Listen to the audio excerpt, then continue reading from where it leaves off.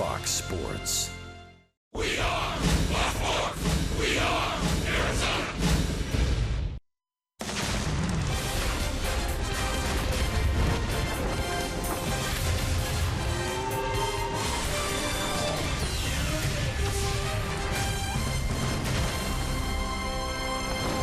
Sanderson Ford and Fox Sports Arizona bringing you D-backs baseball on this Memorial Day from Chase Field. Hope you're enjoying your holiday weekend as we remember and honor those servicemen and women who gave their lives serving in our nation's armed forces. It's Memorial Day baseball from downtown Phoenix on Fox Sports Arizona.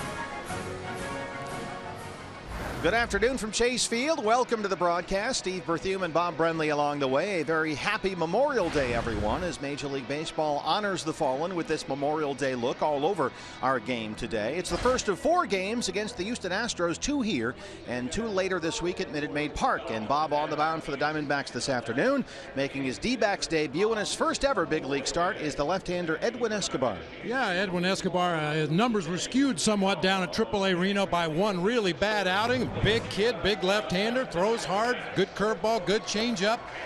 Good team to start against the Houston Astros, 2-9 this year against left-handed starting pitching. Escobar acquired on waivers last month from the Boston Red Sox. He has 2 career appearances, both in relief, his first big league start. An exciting moment for him, certainly. Carlos Correa, the defending American League Rookie of the Year last year. A slow start for the Astros this season, but boy, Bob, last year he just killed the Diamondbacks. Yeah, didn't know a lot about Correa last year, and he really took advantage of the Diamondbacks pitching staff. 4 home runs among his hits last season, off to somewhat of a slow start this year. As a matter of fact, everybody with the exception of Jose Altuve underachieving a little bit for the Astros. Yeah, the Astros slumping a disappointing season, but they picked up the pace lately, so have the Diamondbacks. So we are set to go. The first of 4 D-backs and Astros on Fox Sports Arizona. Arizona Diamondbacks baseball on Fox Sports Arizona is brought to you by Lone Butte Casino. You're in for more winning moments at Lone Butte Casino. By Cox Gigablast, 100 times more powerful internet from Cox. Bring on.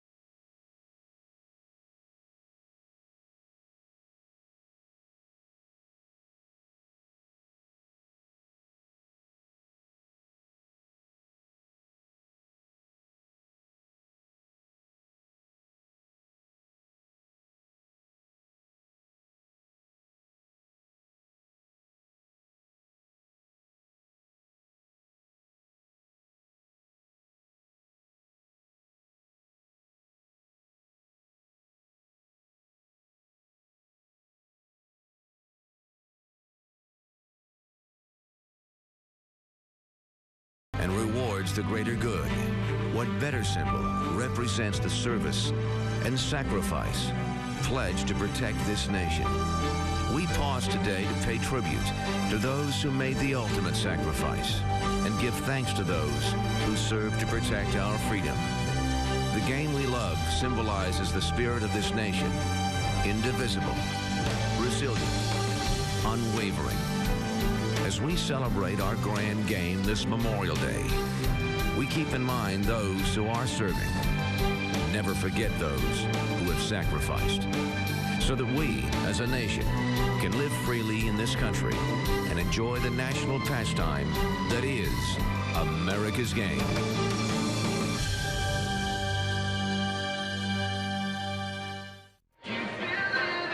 Welcome inside Chase Field here in downtown Phoenix on this Memorial Day. We are all buttoned up. The roof and panels are closed. Steve Berthiaume, Bob Brenly, and Jody Jackson with you.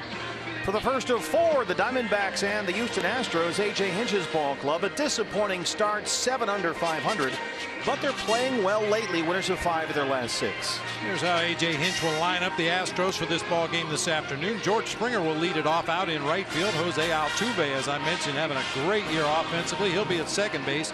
Carlos Correa at shortstop. Colby Rasmus out in left field. Tyler White will be at first base with Marwin Gonzalez at third. Jake Marisnick out in center field. Jason Castro behind the plate, and right-hander Collin McHugh on the mound. And your Arizona Ford starting pitcher for the Diamondbacks is the 24-year-old left-hander Edwin Escobar. This is his D-backs debut. It's also his first ever major league start, just his third career big league appearance after a pair of relief outings with the Boston Red Sox 2 years ago. I mentioned one bad outing against Omaha, pitching for Reno, gave up 9 earned runs in 4 innings in that game. Otherwise, numbers are very respectable down at the AAA level. Yeah, we're going to learn about this guy right along with you fans at home today. We're told he has a good fastball, good curveball, good changeup. Occasionally can lose the zone up high. A look at the defense around Edwin Escobar. Our Eye on Defense for the D-backs is brought to you by Nationwide Vision Centers. YASMANY TOMAS in left field.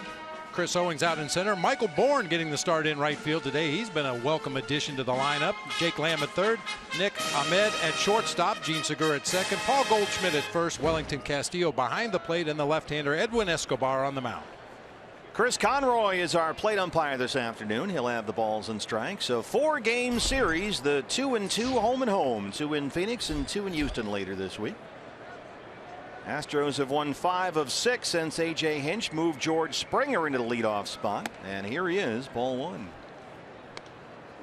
He flip-flops Springer and Altuve, who's on deck. George Springer, 270 and 11 home runs.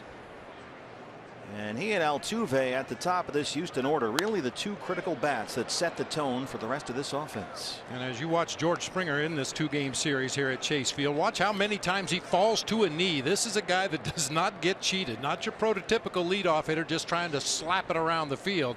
He's trying to hit it in the bleachers. In there for a strike, 1-2. Springer has hit safely in 15 of his last 17 games.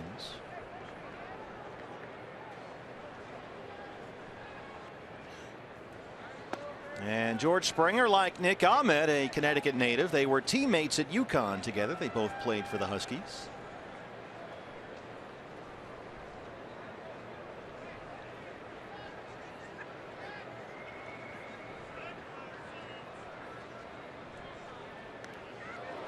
Hit him. Leadoff man aboard for the Astros. That's that big breaking ball. Meant to be a back foot breaking ball, but this time it gets him on the front calf. So Springer aboard.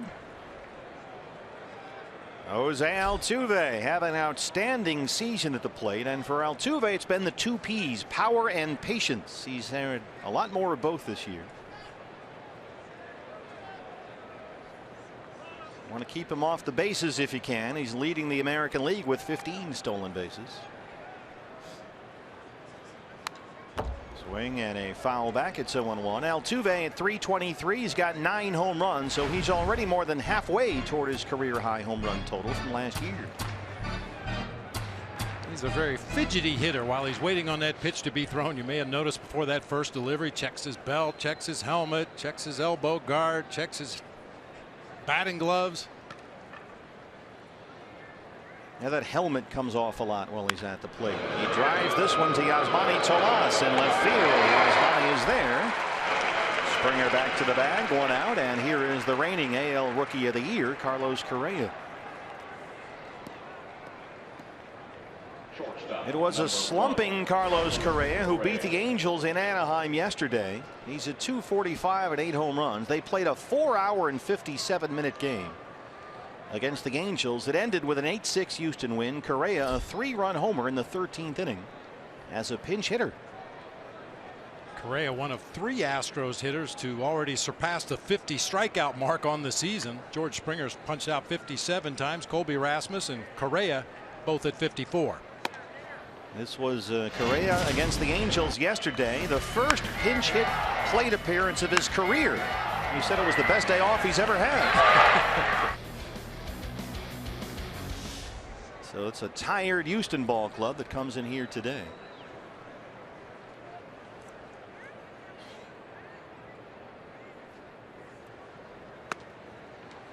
Escobar behind, 2 balls and no strikes. But even with that dramatic home run yesterday, Correa slumping. You can see last 10 games just over 130.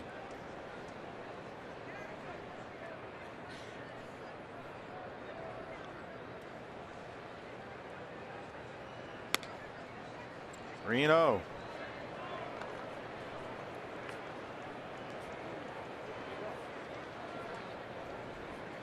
Edwin Escobar is the cousin of former big league pitcher Kelvin Escobar, who pitched in the majors for a dozen years with the Blue Jays and the Angels.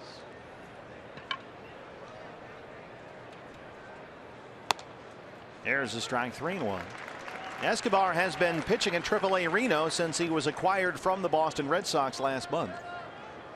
5 appearances with the Aces, all starts, a 2-1 record and a 4.68 ERA. Does a nice job of hiding the ball. Watch as he brings his glove all the way around behind his body. And then that short arm delivery to home plate. Unfortunately, ball 4. Put 2 Astros on base with 1 out. A hit batter and a walk. 1 down. Colby Rasmus now.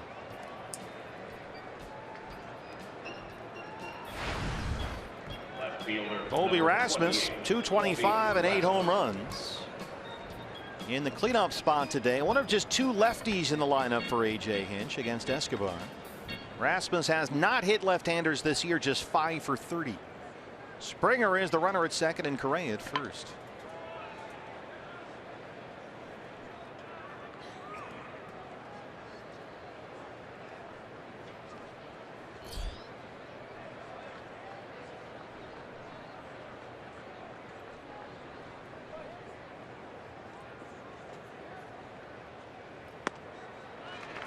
It's out ahead, 0-1. Rasmus just 2 for his last 18 up there following the end of an 8-game hitting streak. He's cooled off a bit, but has done a lot of damage in this ballpark. 7 homers in 14 games here.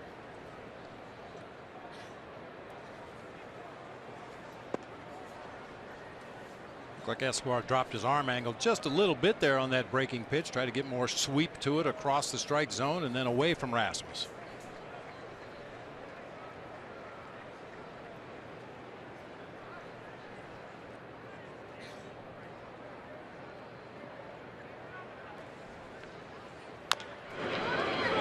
There's a bouncer to first. Goldie has 1 play. Escobar covers. They move the runners along, and that's the 2nd out.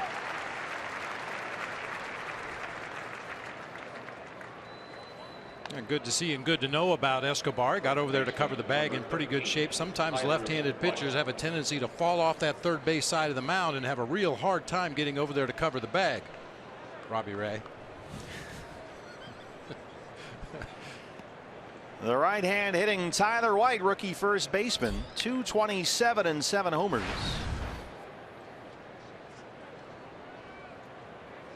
Just 2 for his last 21 up there after a sensational start to the season.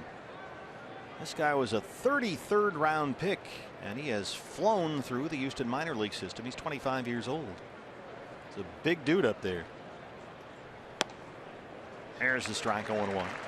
Tyler White had 10 hits in his first 15 major league at-bats last month, including 3 home runs. But since then, he's hit about $170, seeing a lot fewer fastballs and a lot fewer strikes.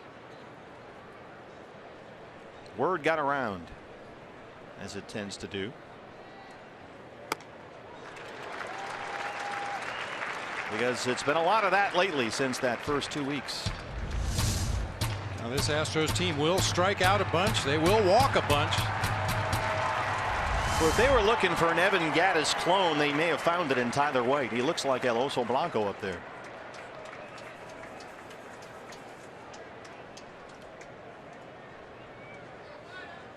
Got him! Welcome to the big leagues. Edwin Escobar, his first inning as a major league starter. He strands 2 Diamondbacks coming up.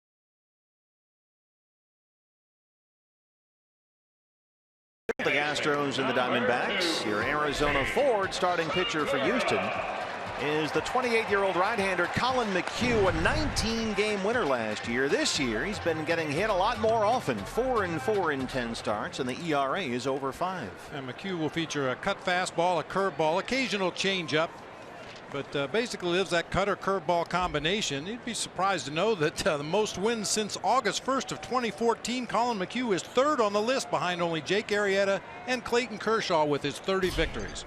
Diamondbacks got a couple of looks at Collin McHugh last year. Gene Segura leads it off. First pitch swinging, sky high, right center field. Springer's over there. 1 pitch, 1 out for Collin McHugh. The lineup for Chip Hale's Diamondbacks on this Memorial Day. Gene Segura just let it off with that fly ball to right field. He'll be at second base. Michael Bourne out in right field. Paul Goldschmidt at first. Jake Lamb back in the lineup at third base today. Wellington Castillo behind the plate. Chris Owens in center field. Yasmani Tomas in left. Nick Ahmed at shortstop, and Edwin Escobar, the lefty, on the mound. Here is the former Astro and Houston native Michael Bourne. Gonzalez comes in and stands on the grass from third base. Bourne 11 for 27 as a Diamondback. That's a .407 batting average.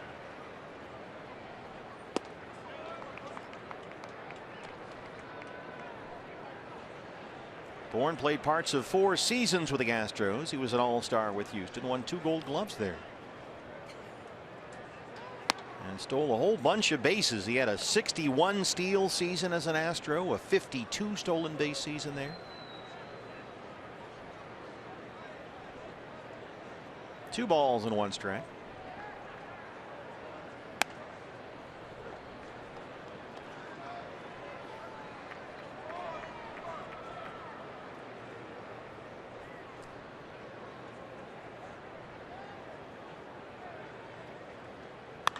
Curveball is blistered foul, and it stays 2-2. Time for your Valley Honda dealers. Key to the game: Now's as good a time as any. The key to the game today is strike fast. Collin McHugh has given up 31 runs this season. 13 of those have come in the first inning of a ball game. And for the Diamondbacks offensively, the last 2 days they've scored 5 runs in the second inning each day. So strike fast. That's a strikeout. 2 down. Here's Goldie.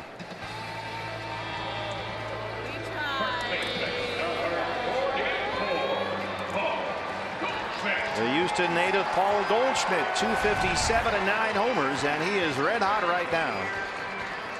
13 RBIs in his last 13 games.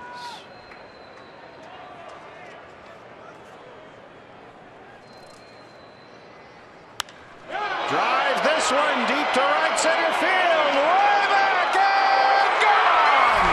It's in the pool. The splash down for Goldie. That's number 10, and it's 1-0.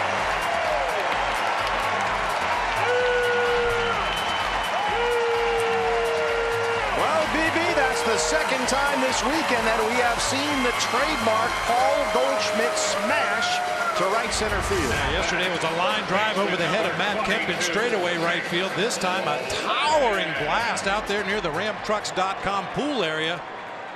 Strike fast. Nice going, Goldie. Right on cue. The splash down. Just the 7th home run given up in 11 starts now by Collin McHugh. And here's Jake Lamb. So Goldie's now hit safely in 5 straight, 9 of 10.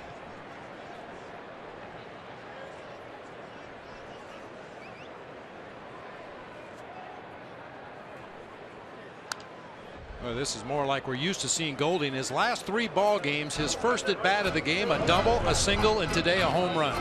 He's always been a fast starter. Good to see that coming back. A jumbo jack into the pool, courtesy of our friends at Jack in the Box. 0-2 on Jake Lamb.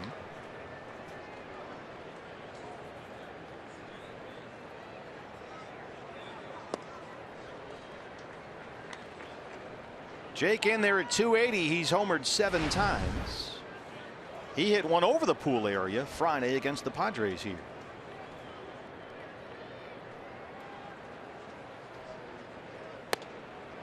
Two and 2.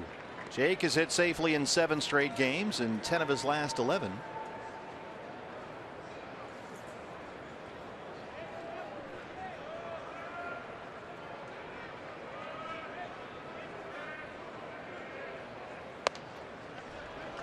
Full count, 3-2.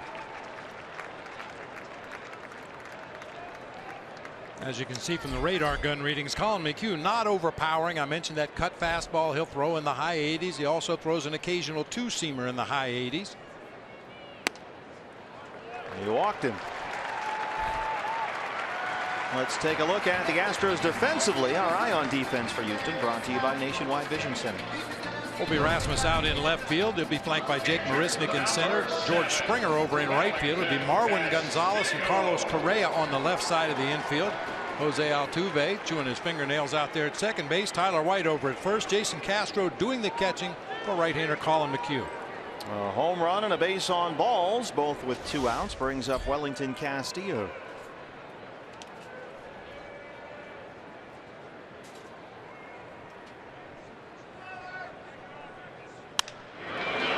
Fly ball, Springer coming in from right field, and he's got it. Just the 30th time a Diamondback has hit a ball directly into the swimming pool. It's the 2nd time that Goldie's done it. Both have come against the Houston Astros, and after one, it's 1-0 Diamondbacks.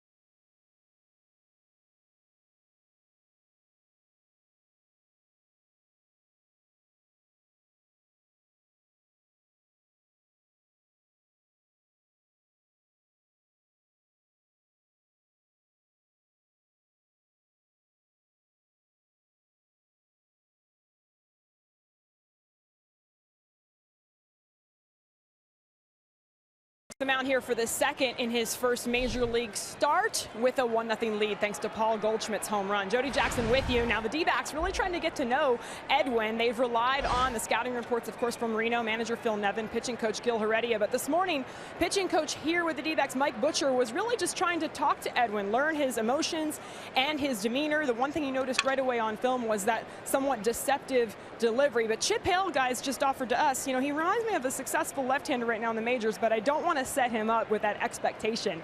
So he wouldn't share that with us as far as who he is reminded of with Edwin. You got any clues there, BB? It's still very early, but physically, just the way he stands out there on the mound, a little bit of Francisco Liriano that we just saw on the last road trip for the Pittsburgh Pirates. Marwin Gonzalez leads off the Houston second against Edwin Escobar. Gonzalez, a switch hitter at .228 and 4 homers. In there at third base today over the left-hand hitting Luis Valbuena. We know one thing about Escobar is he's not like most other starting pitchers. We saw him signing autographs on his way to the bullpen to go warm up to start the game. You never see that. 15-20 minutes before, in fact. He was down there for a while. It's a fly ball along the right field line. Michael Bourne may have room here, and he does in foul ground. One down in the second.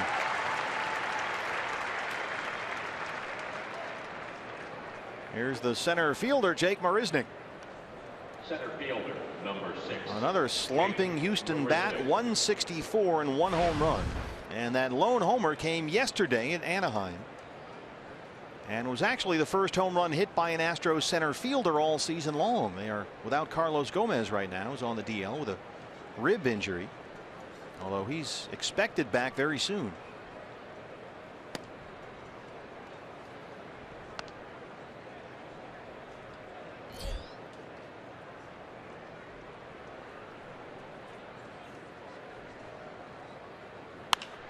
Drives that one fair down the right field line. Marisnick is on the run. He runs well. Bourne has it in the corner, and Jake Marisnick is in there with his 4th double. That's the first hit against Edwin Escobar.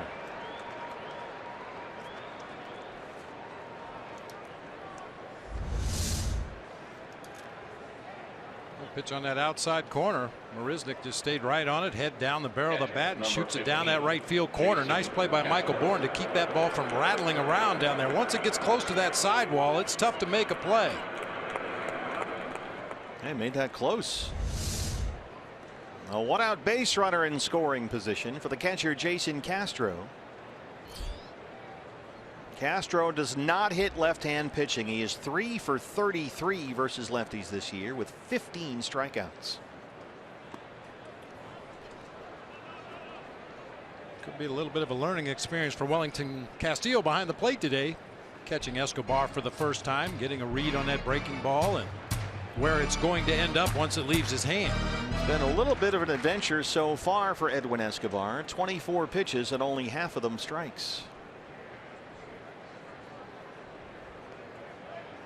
And Castro, despite the low batting average, is a very patient hitter up there. He has doubled his walk rate this season from last year.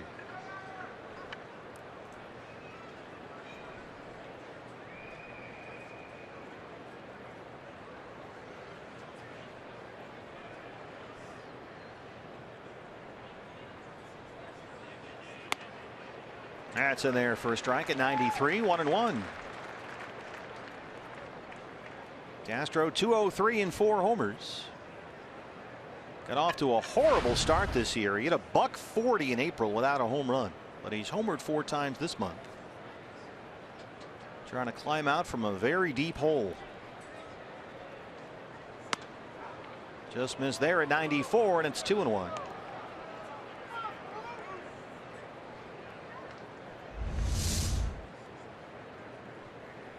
Just off that outside corner. Wellington had moved out there on the corner and had to reach a little bit to his left. They don't get the call that time.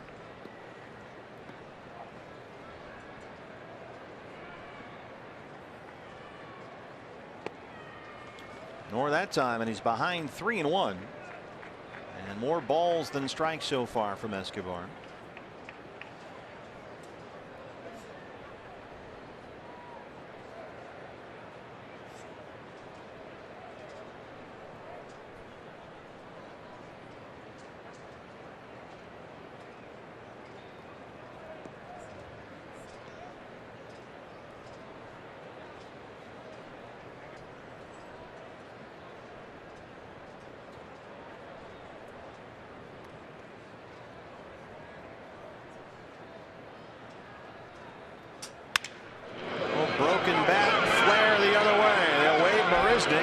score to tie the ball game, and Jason Castro has an RBI single.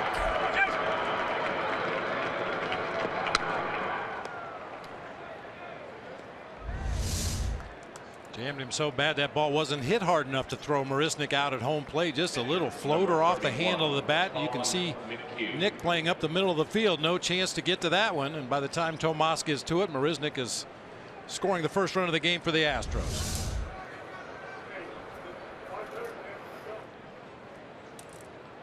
The pitcher, Collin McHugh, now.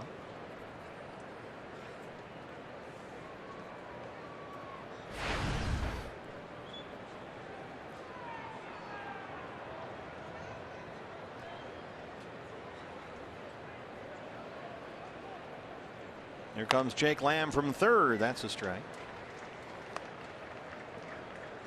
Yeah, this could potentially be a double play if McHugh bunts the ball hard. Castro does not run all that well at first base, and I'm assuming Collin McHugh is not that fast coming out of the batter's box, especially after a sacrifice bunt attempt. Pops it up. Goldie can't quite make the grab in foul ground. Gave it a shot. This wasn't high enough in the air. Watch the right wrist. He comes down with his hand. It just kind of slid along the dirt there. Goldie took a look at it after the play. Hopefully no damage done other than some dirt on the palm of his hands. Do some maintenance on that first baseman's mitt too. 0-2. Jake Lamb charges. McHugh gets the bunt down. Escobar decides he's got one play, and they get the out at first.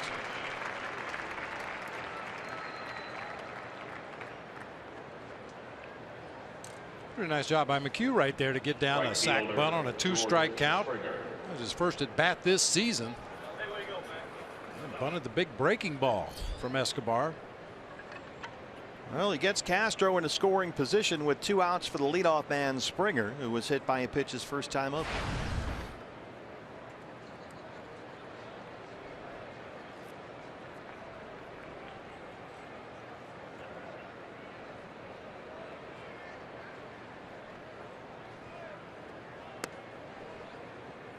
He did not go. The crew chief Jerry Meals working at first base today.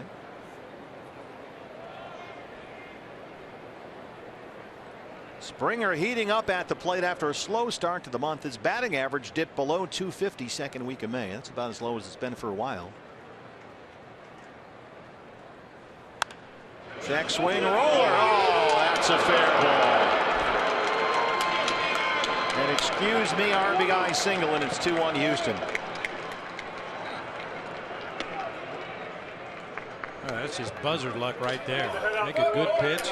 Guy tried to check his swing and hits it right down the first baseline. He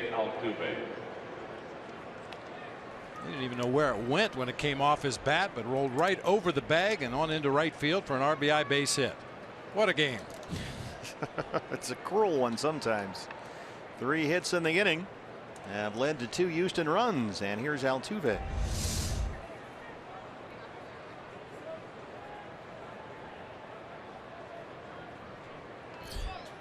Altuve flied out to left field his first time up.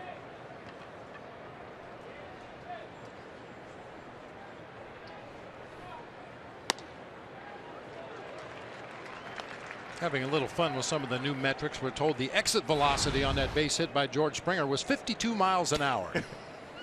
Courtesy of StatCast.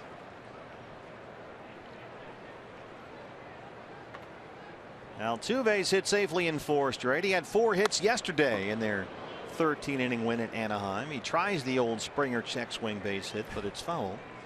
And he's down 0-2.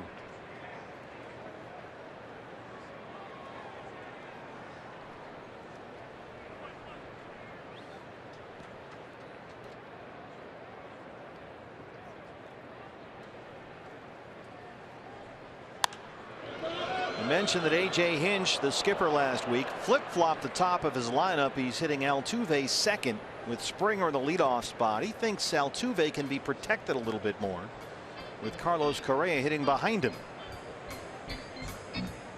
Too often Altuve, who was maybe their best offensive weapon, was getting pitched around in the leadoff spot. A little bit of a yard sale going on down there at first base. Rich Dower, the first base coach for the Astros, has all the elbow guards and ankle guards wrapped around his own shins down there at first base. First base coaches should get like a little push cart or something. Store all that stuff in. Missed inside with a fastball, and it's 1-2 on Jose Altuve. Escobar wanted that pitch well off the plate inside, but he hit his spot. Unfortunately, it wasn't in the strike zone. Well, we've seen a consistent 93, 94 mile an hour fastball and a pretty big slider. The question has been command. That's a big sweeping breaking ball, and those are usually the tougher ones to throw in the strike zone. You've got to really start it at an imaginary hitter in that left-handed batter's box and then try to break it over the plate. We've seen him miss badly inside on right-handers with that big sweeping breaking ball. You see that thing that Altuve does right there with a helmet? That comes off after every pitch, the batting helmet. He's like a human bobblehead. He'll go through a whole routine with the gloves and the bat and the helmet. Springer takes off. A little broken bat blooper. Bourne will charge. It drops in front. It gets behind him. And Springer's going to come all the way around and score. 3-1 Houston.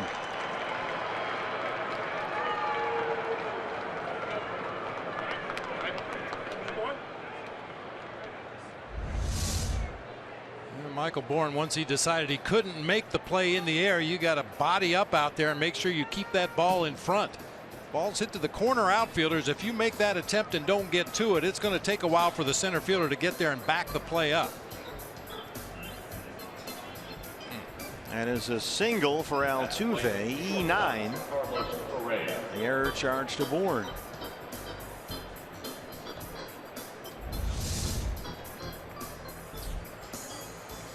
Did they give him an RBI? Yeah, apparently so.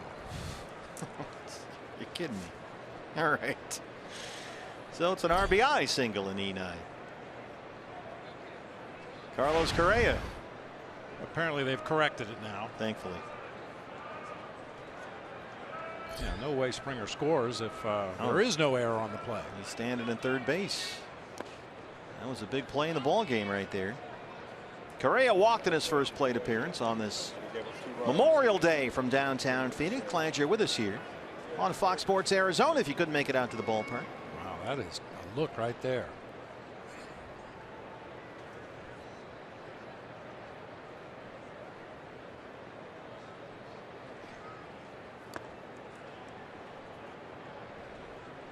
Well, Escobar's had some horrible luck in this inning, but he's just got to start throwing more strikes.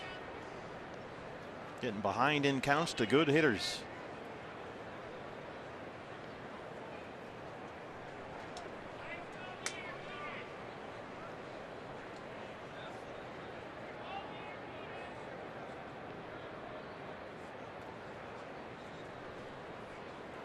This is not a guy that you want to get behind on. Correa was a sensation last year as a 20-year-old rookie.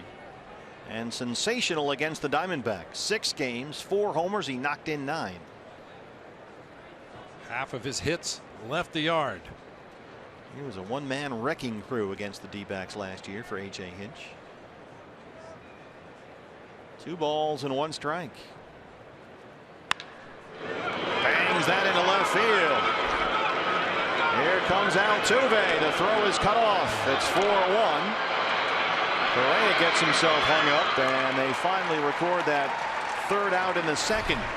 But the Astros get 4, and they lead it 4-1.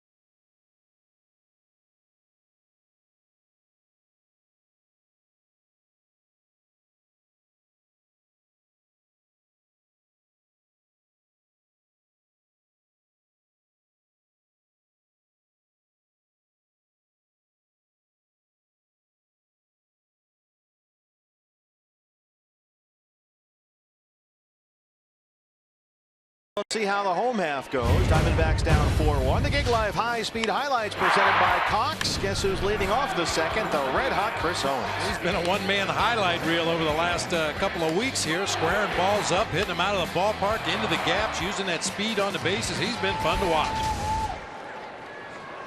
Last 19 games hitting almost .350, Chris Owens. 10 extra base hits and 10 RBIs. And he'll lead off the Arizona second against right-hander Collin McHugh, who's now got a 4-1 lead. There's a strike, 0-1. CO at 297. He's homered twice. He got that second homer yesterday. Deep to left center off the Padres' Drew Pomeranz.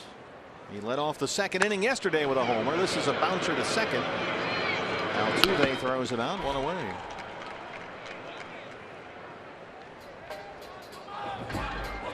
Here's El Tanque, YASMANY Tomas. Left fielder, number 24. And Tomas scuffling big time right now. Stuck in a 3 for 31 at the plate, and he's down to 264.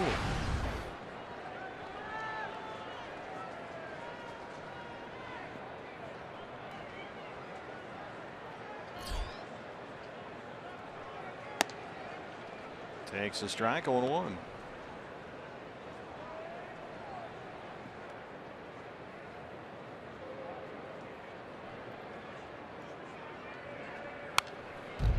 Collin McHugh has pitched well in his last 2 starts, with Evan Gattis catching him. Those two have formed a very nice partnership since Gattis returned to catching from life as a DH and occasional outfielder, but he's working with Jason Castro back there today. Gattis caught all 13 innings for the Astros yesterday in Anaheim, so it's Castro behind the plate, even against the lefty Escobar. And McHugh strikes out Tomas. Second strikeout for Collin McHugh.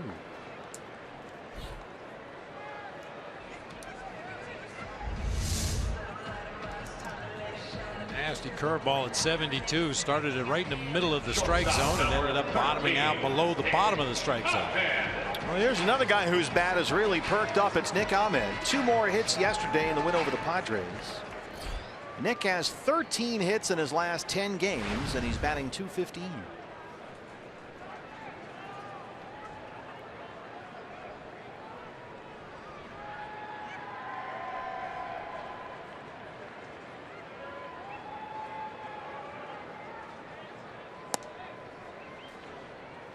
Boy, Collin McHugh gets a 4-1 lead, comes out and throws 3 first pitch strikes. 2 quick outs. That's how it's done.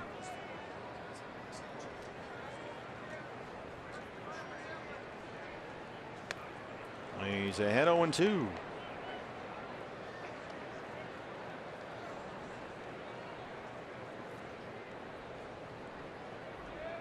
I like these hats, partner, but like you said, everybody looks like they're going duck hunting. They do. Like you're pitching from a duck blind. You and I look like Duck Dynasty in the Open today.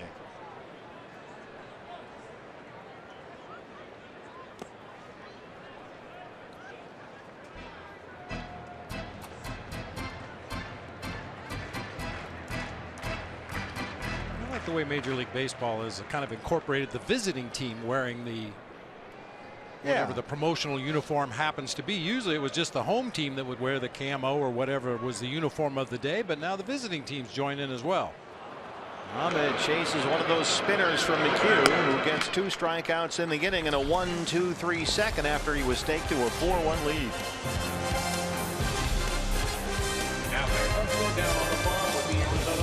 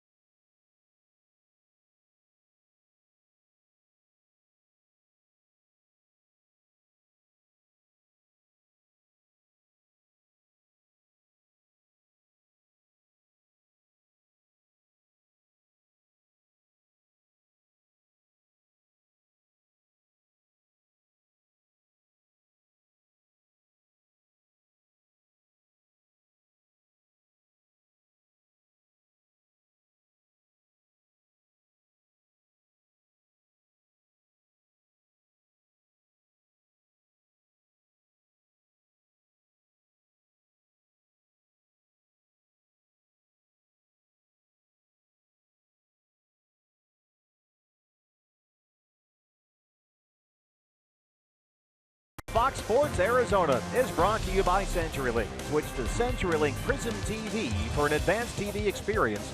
Learn more at cprismtv.com. By Jack in the Box. Taste the all-new Double Jack Burger today, only at Jack in the Box. And by your Valley Honda dealers, where you'll get more standard features for less money.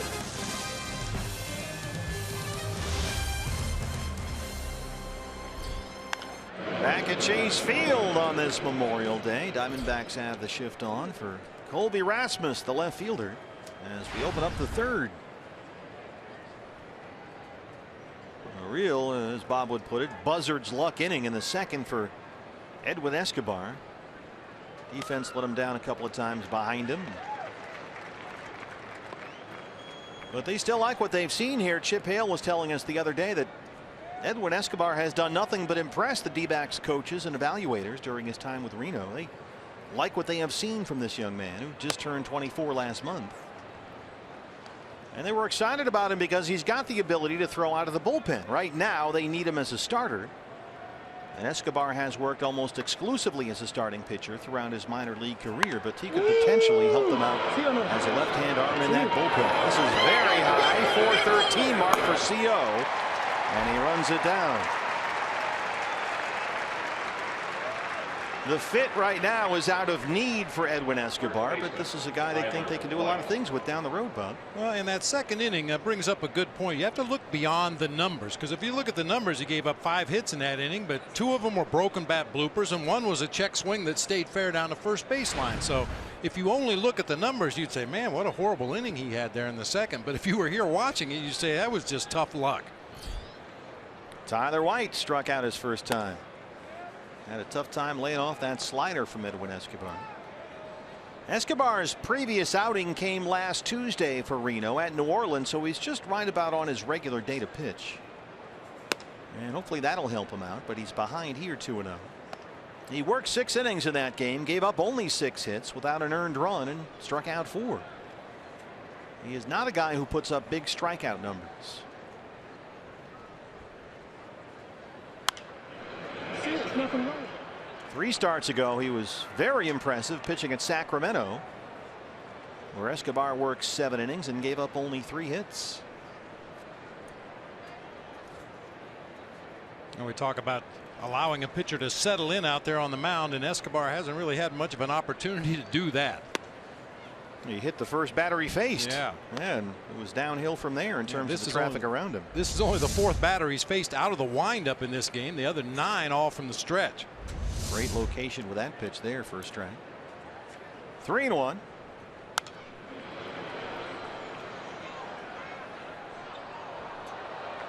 Now with Ruby De La Rosa injured on the DL, out at least a month, likely longer.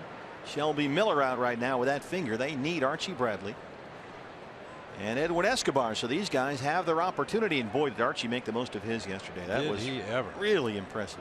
Well, that was fun to watch. Sure was. 3-2. Tyler White, base hit. That's the 6th Astros hit against Edwin Escobar, a 1-out single. Let's go downstairs to Jody. Well, guys, you mentioned Archie Bradley, you know, after yesterday's game, career high 9 strikeouts. He also wanted to take time to thank the staff. Pitching coach Mike Butcher, Mike Fetters, Garvin Alston. He said that they took time during their offseason. This is back in the winter, a couple months before spring training. A couple times a week, a couple of hours a day. It was him and Robbie Ray just working on a lot of things. That's when Mike Butcher decided to change his mechanics. He didn't call it a complete overhaul, but, you know, for Butcher, he talked about he just wanted to get to know these guys. But for Archie, he felt like all of that work he put in, it's really starting to show right now. And yesterday was a great example. Yeah, he was in the flow, Jody, with that simplified delivery, starting at the belt, angling his body a little bit and working in a very high tempo. That jumped out, Bob, immediately in watching Archie yesterday. He was working at a very quick pace. Working quickly, throwing quality strikes right out of the chute. A lot of times jumped ahead first pitch, strike 1, second pitch, strike 2. Really opened up his secondary pitches. Well, he's got a chance to stick and stay now. And Edwin Escobar has that same chance right now. They need 5 starting pitchers.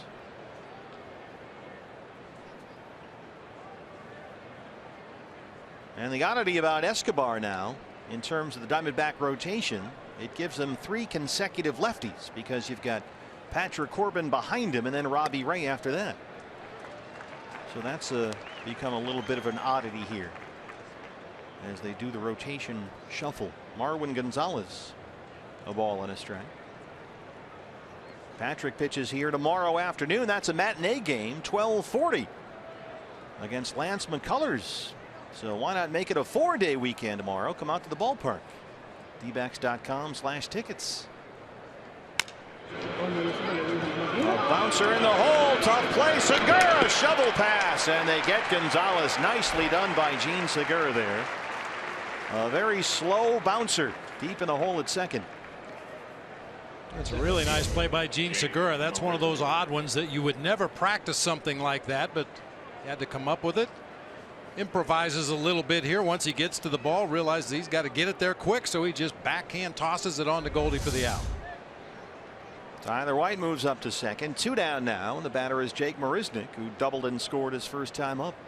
Punched one down the right field line the other way.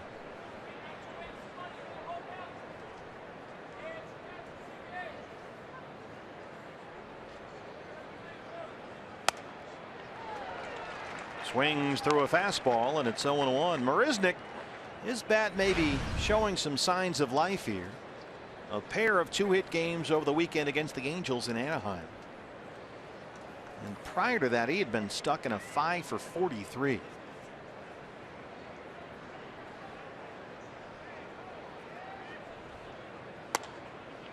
Fastball away is in there for a strike, and Escobar jumps ahead 0-2.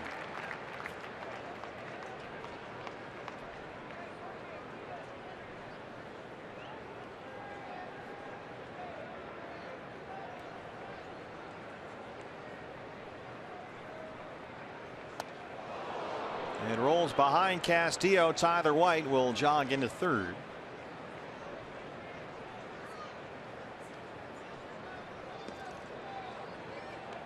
He's down there with third base coach Gary Pettis.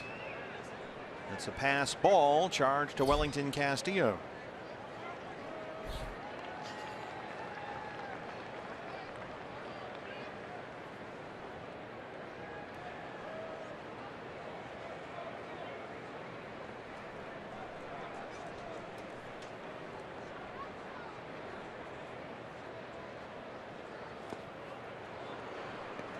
It hit him. Second hit batter of the ball game for Edwin Escobar. Both look like on that slider.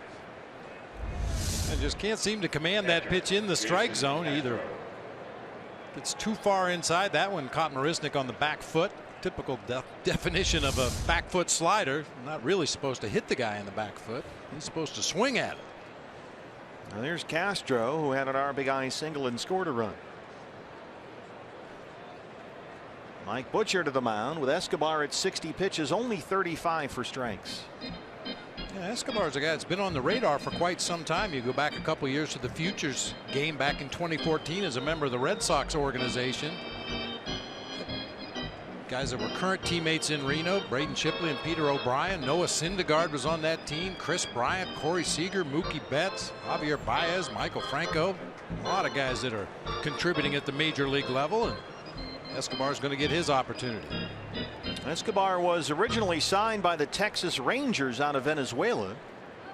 He was picked up by the Giants less than 2 years later as a Rule 5 pick. He was a very highly regarded prospect at that point in the Giants system. White is the runner at third and Marisnick at first.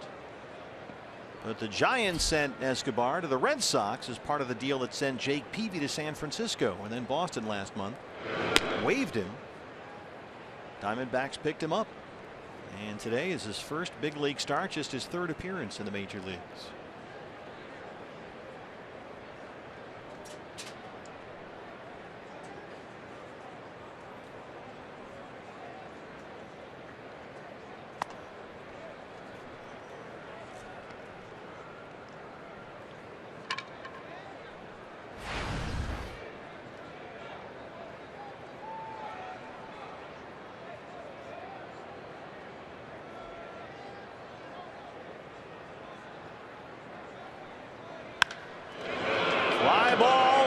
left center field. This is trouble. It's off the top of the wall. White will score. MARISNICK, who runs well, is coming home, and he is in there. And it's 6-1 Houston. Third RBI today for the catcher, Jason Castro.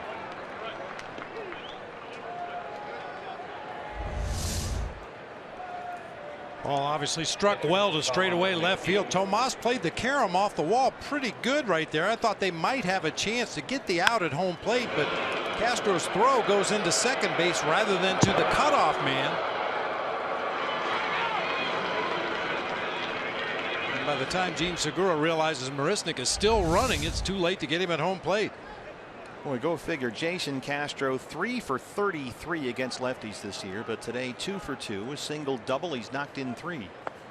And here's the pitcher, COLLIN McHugh.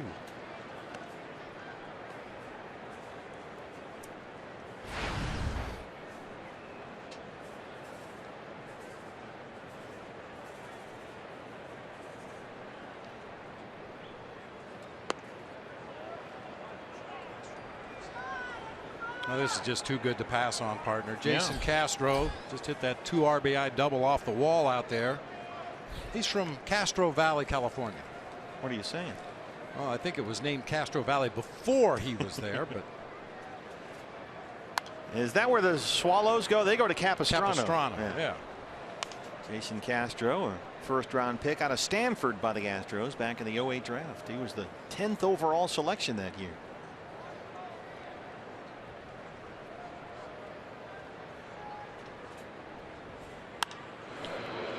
Along the right field line, foul ground. Goldie runs out of room.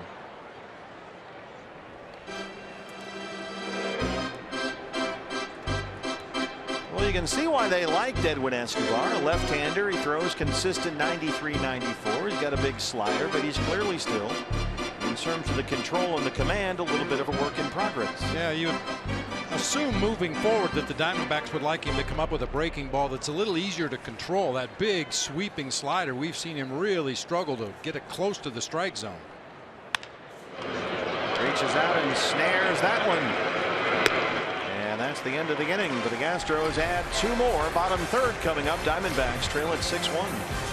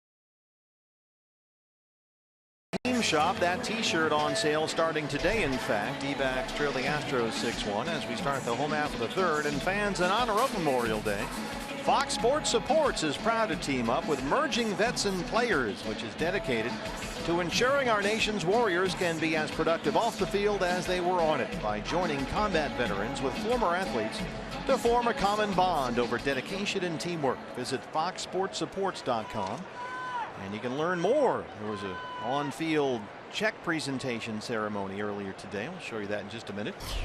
As Edwin Escobar leads off the third.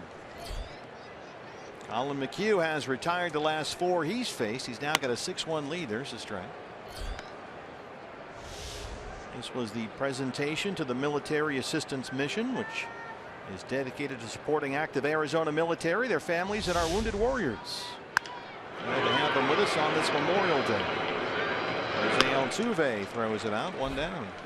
Yeah, those came from the proceeds of the Diamondbacks Golf Classic that they hold every off season. Yeah. Fans ought to keep an eye. If you're a golfer and you like baseball, keep an eye out for that. Usually right after the season ends, it's a great event. All the players, coaches, are there. Everybody's out there. We're out there. Great prizes, giveaway items, great chance to get autographs. And golf's not always great, but well, yeah, it's a lot of fun to get out there and see guys out of their element trying to master another sport. Gene Segura.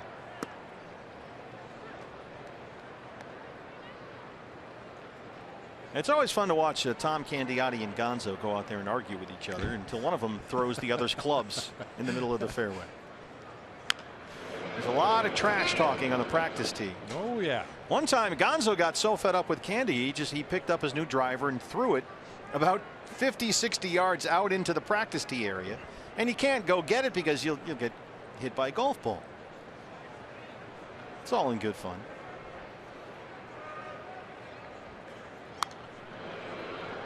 Candy's a terrific golfer, Tom Candiotti. He's one of these guys whose handicap is point something. In fact, Candy, I've been told today by my sources, is going to be filling in for you this week. Yeah, he's going to do the 2 games down in Houston. Well, hopefully you won't have any problems in Houston. You're going to get some grandpa time. That's what I'm good at. I'll sing in the 7th inning stretch on Friday in Chicago at Wrigley Field, and I'm hoping Gemma Rose will join me. She's been practicing Take Me Out to the Ball Game. She's got all the words down. I just hope that she can get over the hump of 40,000 people staring at her up there in the booth. Nice backhand stop by White there, and McHugh beats Segura to the bag. Well, that'll be an amazing moment for everybody. That'll be cool.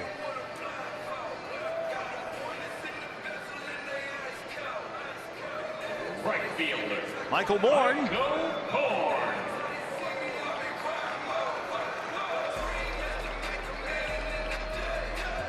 Bourne struck out his first time up against Collin McHugh. A hot bat lately, 10 hits and 6 RBIs in his last 7 games. He's in there at 393.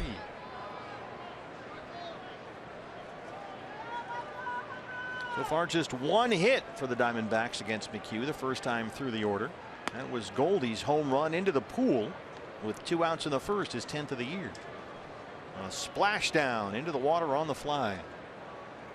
Just the 30th time in D-backs history that's happened. Goldie's done it twice.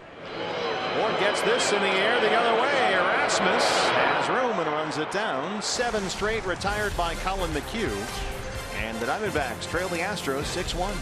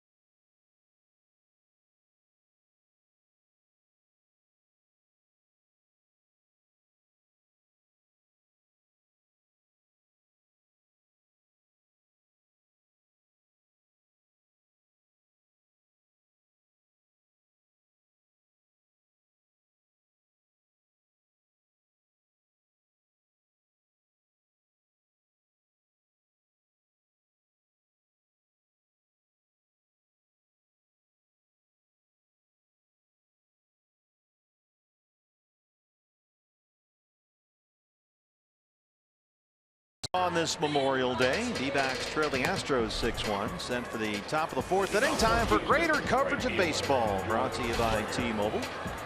Oh, look around the rest of the National League West. Somehow the Braves at home beat the Giants. Take all the help we can get the way San Francisco's been rolling lately. 5-3 the final. The Padres are at Safeco Field, Seattle. They lead the Mariners 1-0 in the fourth inning. Rockies lead the Reds 5-1 at third at Coors Field. Dodgers and Cubs will be there this weekend. Just underway at Wrigley. George Springer leads off the fourth against Edwin Escobar. We play 2 here against the Astros. It's a 4-game home and home. Then we go to Houston for 2. Then 3 over the weekend at Wrigley Field against those battling Cubbies who are already planning the World Series parade the way they're going.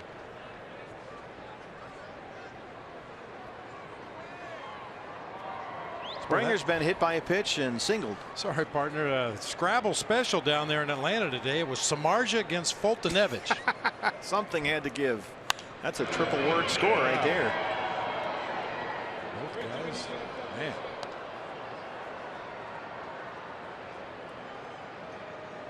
Well, we've seen both those guys this year.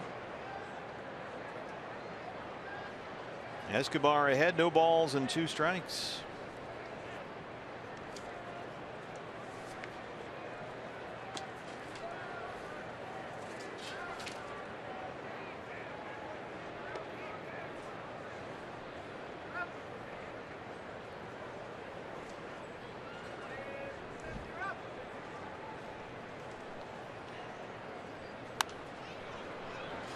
George Springer is a New England kid. Mentioned he's from Connecticut and played at UConn with Nick Ahmed.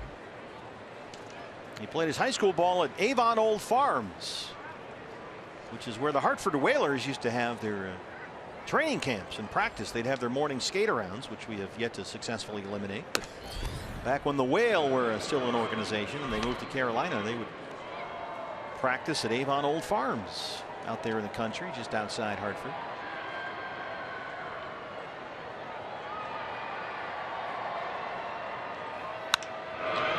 Base hit for Springer. Shoots it the other way. He's aboard for the 3rd time in 3 plate appearances. Been hit by a pitch, 2 singles.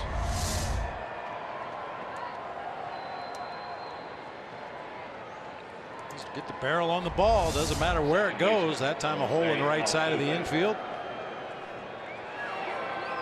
Springer at the top of the order, but he hasn't had great success stealing bases this year. He's attempted 9. He's been thrown out 6 times. Jose Altuve. Let's keep an eye here on Jose Altuve's routine, because it's fairly involved. We're going to see a lot of it this week. 4 games against these guys. Now here, watch him. Got to reset the belt. Put the bat. Oh, this is a modest one here. He must be under some pressure. A little bit with a helmet. Yeah. Must be under some pressure to speed things up. Oftentimes he'll lean the bat against his leg and use both hands to take the helmet off. This is the quick version. Yeah, before his first at bat of the ball game, he went through the whole routine.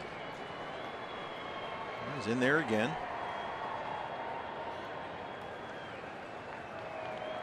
5 feet 6 inches tall, Jose Altuve.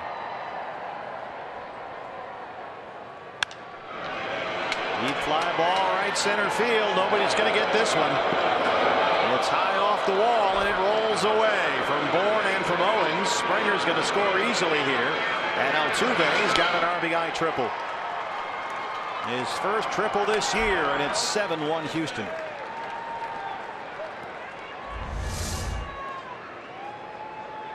Boy, 5'6", and he barrels it up. The ball goes a long way. That thing carried forever. Chris Owings was playing around to left center field. He's got no chance to get there. Michael Bourne couldn't get there in time, and that carom off the wall turns it into an easy triple for Jose Altuve. Now 7 runs on 9 hits for the Astros. A single and a triple open up the Houston 4th. It's Carlos Correa now, who has walked and hit an RBI single. That was the 2000th triple in franchise history for the Astros.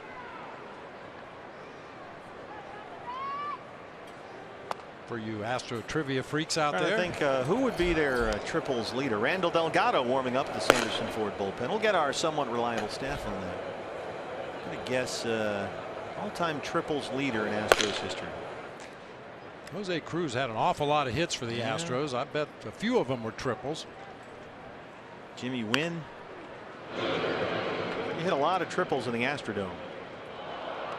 Oh boy, Ernie, no doubt Ned. We're going to have to change his nickname. Ernie. Bobby Freeman is taunting him with the organ. There's Ernie, our Golden Glover down the left field line. His nickname is No Doubt because obviously there's never a doubt, but that one went right through him. Gary Go-Go Gagne working right field today.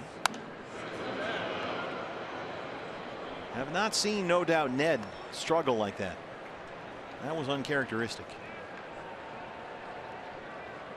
Well, I have to point this out, partner, because it's one of the rare times I was actually right. Jose Cruz with 80 career triples for the Astros. Joe Morgan, his second, was 63. Roger Metzger was 62. Steve Finley's on that list. He played there longer than you think. Yeah, 41 triples. Good work by our staff. Yeah, right on it. And you had the right call. 2-2.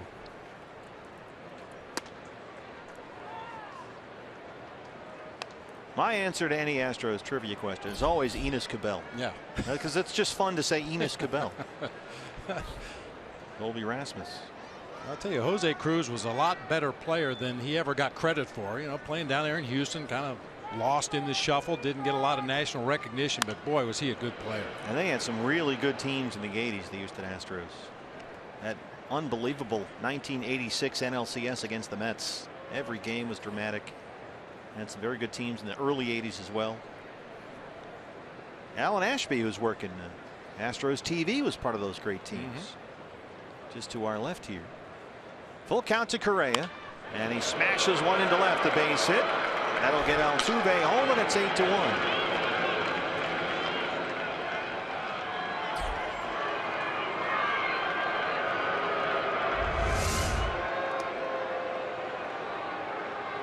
Commanded the breaking ball that time. Unfortunately, left it right in the middle of the plate. Correa bangs it into left field for an RBI base hit. They'll put the shift on for Colby Rasmus. So Correa aboard for the third time. A walk and 2 RBI singles. Still nobody out in the fourth. Colby Rasmus 0 for 2.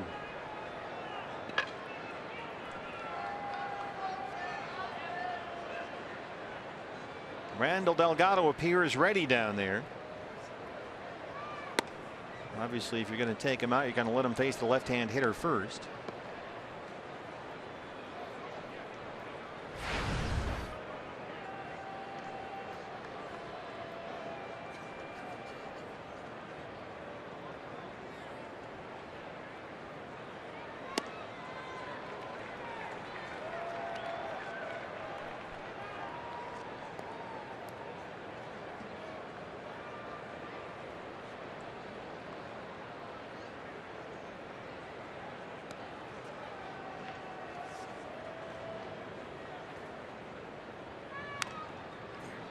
One and two.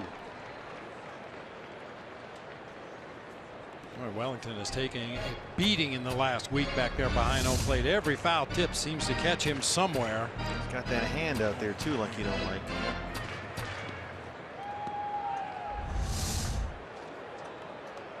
It's funny how that works. You might sit back there and catch a month of games and not get hit once with a foul tip, and then get hit 15 times in one game. Chris Herman knows all about that. He's taken a few shots just in the last week or so. Called strike 3. Rings up Rasmus. That's the second strikeout for Edwin Escobar, and the first out in the fourth, and that's going to be it. Here's Chip Hale. Well, there is a lot to like about Edwin Escobar, but there's still much work left to do here. Mid-90s fastball, a big slider, the command not quite ready. And he's out of the game here in the fourth. Back after this.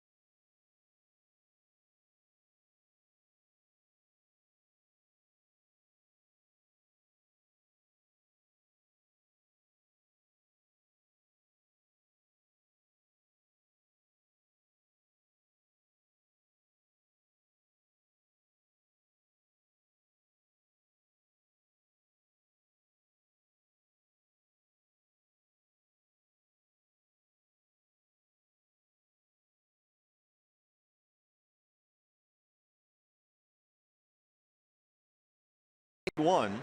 Astros still batting with 1 out in the inning. And fans, follow Arizona Diamondbacks baseball live with the MLB.com at Bat app. You can stay up to the moment at any moment with game day, live game video highlights, StatCast news, the whole thing. Download MLB.com at Bat, the #1 app for live baseball on your phone and your tablet. As Randall Delgado throws strike 1 to Tyler White. That's a way to hustle over and back up the play, partner. Nice going. Delgado 23 appearances, just under 26 innings, and a 4.91 ERA.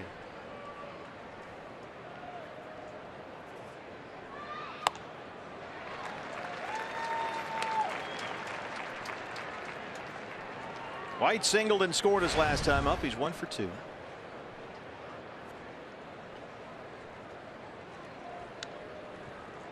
This guy's a very interesting story, Tyler White, a 33rd round pick out of Western Carolina. And he has flown up the Astros minor league system.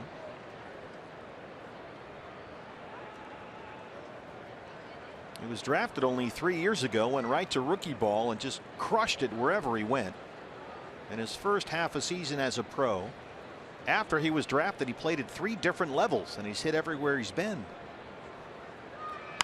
Knocks that one into left. This is a guy who couldn't get a college scholarship, walked on at Western Carolina, won the first base job as a freshman, and just keeps getting better. Third baseman Marwin Gonzalez.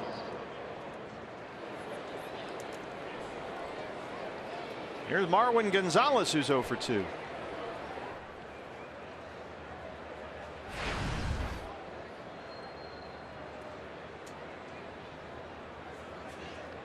Gonzalez striking out a lot this year, not walking very much. His on-base percentage is under .270. The switch hitter now turns around and bats from the left-hand side against the righty Delgado.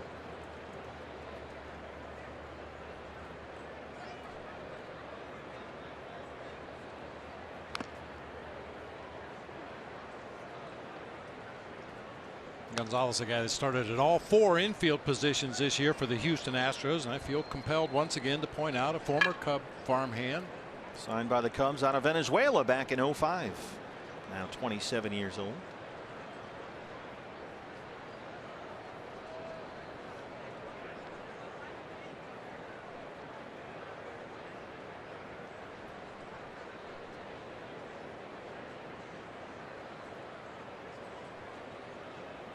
Always look forward to going to Wrigley Field. We'll be there Friday, Saturday, and Sunday. Have all 3 games for you on Fox Sports Arizona. Anxious to see how the ballpark renovations are coming along. Check out that disco lounge clubhouse that they feature now. They are really doing a job on that great old ballpark.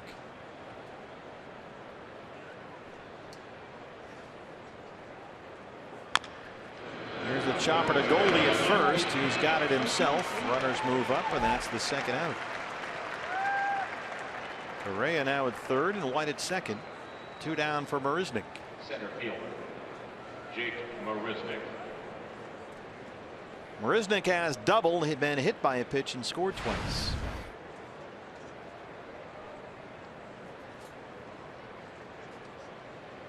Mentioned earlier, the Astros are without their center fielder Carlos Gomez, who's had a miserable start to the year and then wound up on the DL with a bruised left rib cage. He's due to be activated tomorrow, so we may see him perhaps at some point over the course of this series.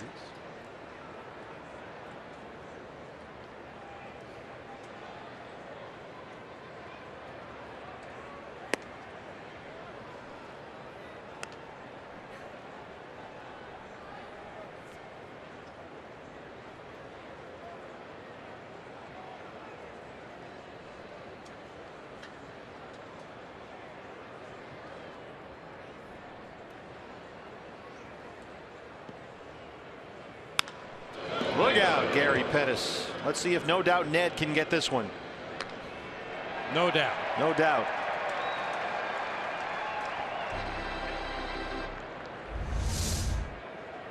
Right by Gary Pettis, the third base coach, and No Doubt Ned plays the carom.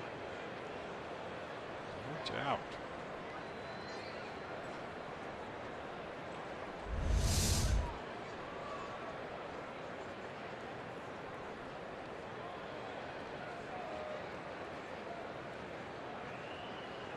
1-1 on Jake Marisnick. 2 on and 2 outs.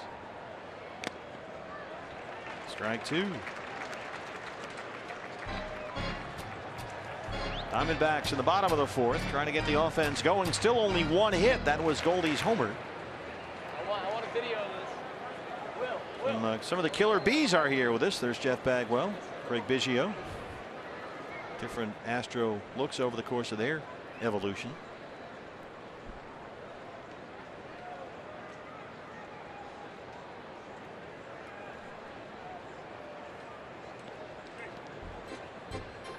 Wellington Castillo wants to talk it over.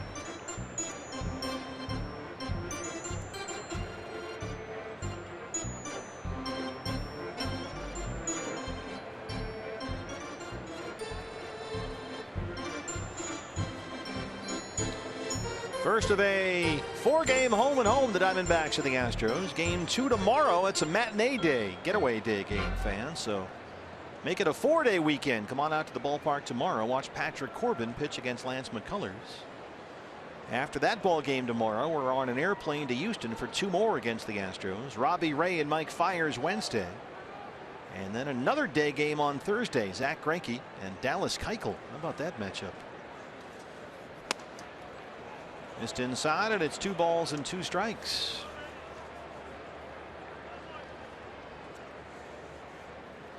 Here's Zach Greinke, who has been outstanding lately.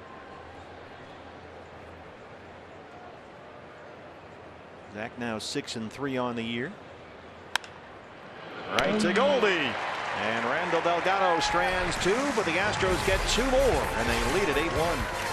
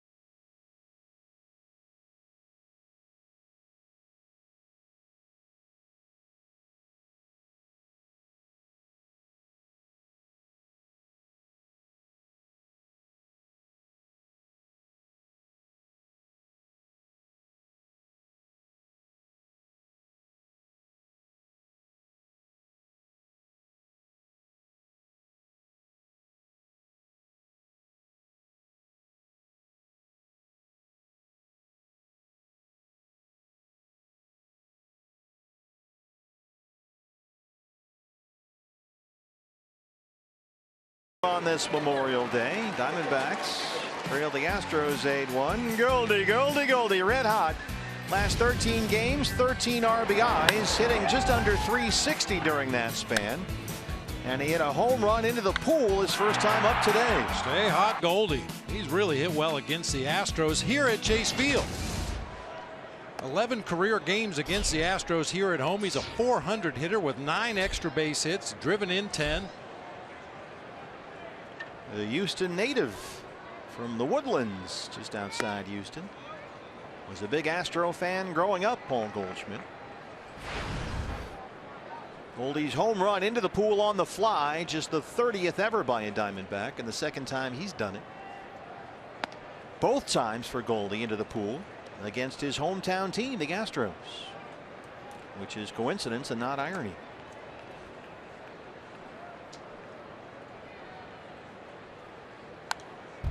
2-2.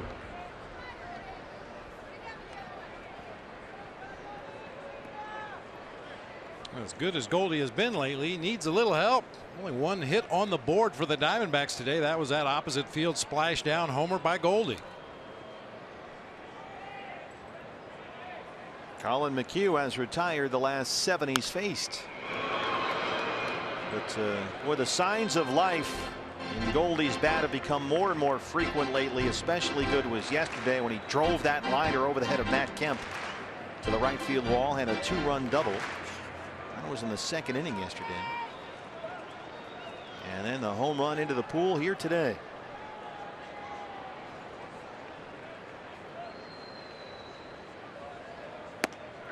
Chases that one. 4th strikeout for Collin McHugh. 1 down in the 4th.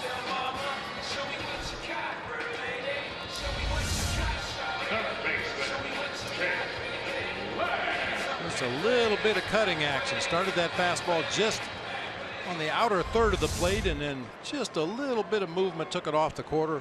Goldie swings and misses.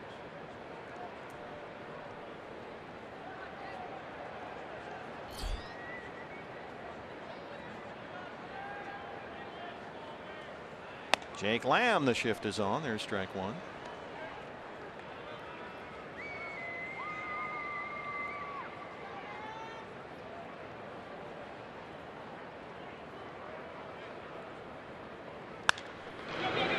Jose Altuve.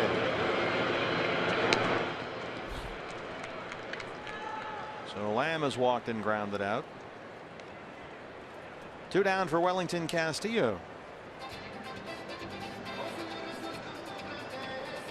Well, he flied out his first time up to end the first.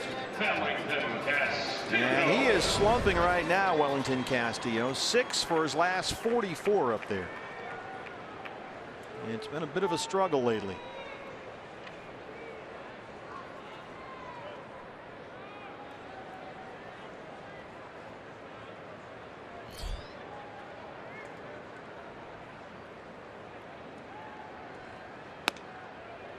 Ball 1.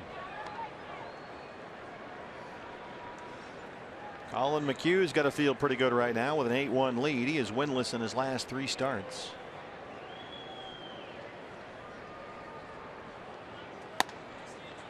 He was hit hard at Boston 3 starts ago. McHugh pitched well in a loss at the White Sox, but didn't get any run support. Lost 2-1. A no decision his last time out. That was last Wednesday against the Orioles when he struck out 10 in 5 1/3. Castillo, a 2-out single, just the 2nd hit for the Diamondbacks.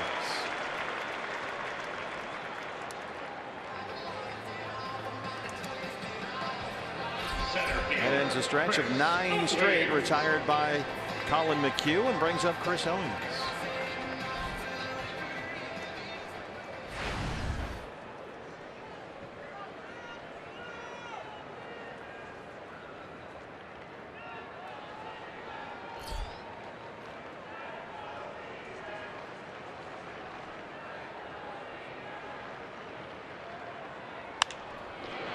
Jose Altuve. They go the short way for the force on Beef Wellington. That ends the inning. We are through 4. Diamondbacks trail the Astros 8-1.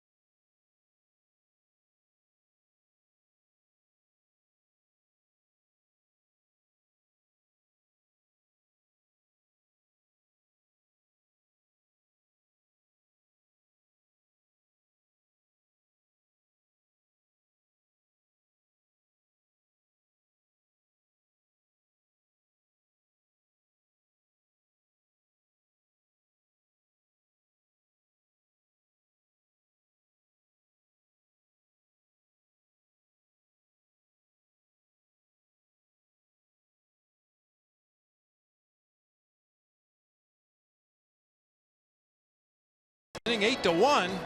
Hey fans, we invite you to participate in Gila River game nights by signing up at one of the interactive kiosks right here at Chase Field during any Diamondbacks regular season home game. Top of the 5th inning. Join the evolution.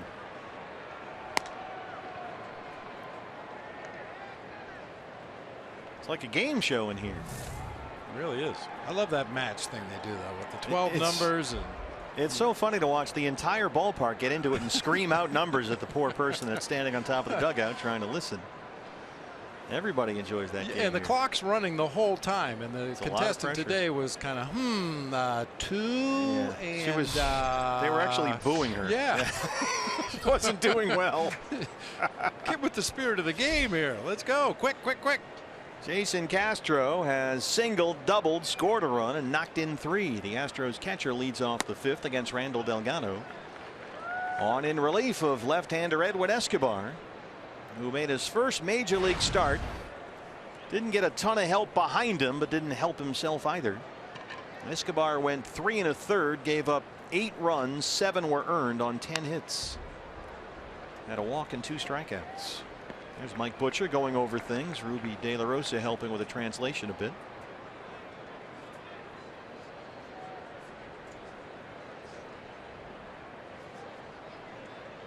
So Delgado on for his 2nd inning of work in relief.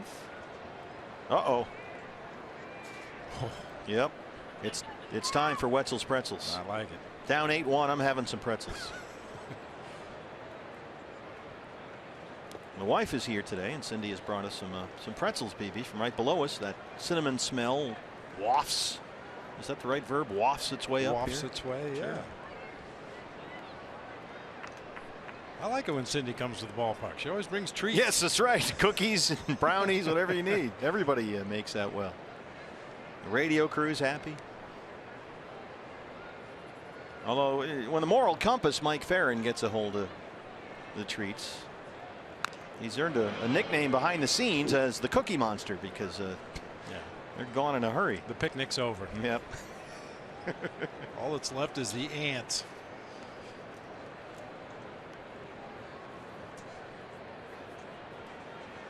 Diamondbacks have the shift on for Jason Castro.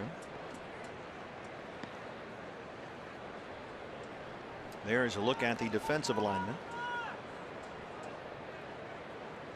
He's done a good job, A.J. Hinch said, of going the other way. Center field, left center field.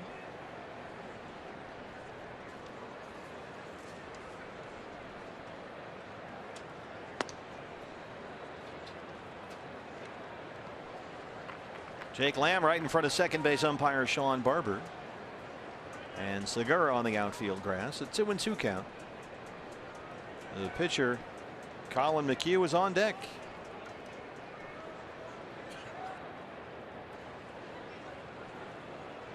There's A.J. Hinch. He liked Jason Castro, a Stanford guy.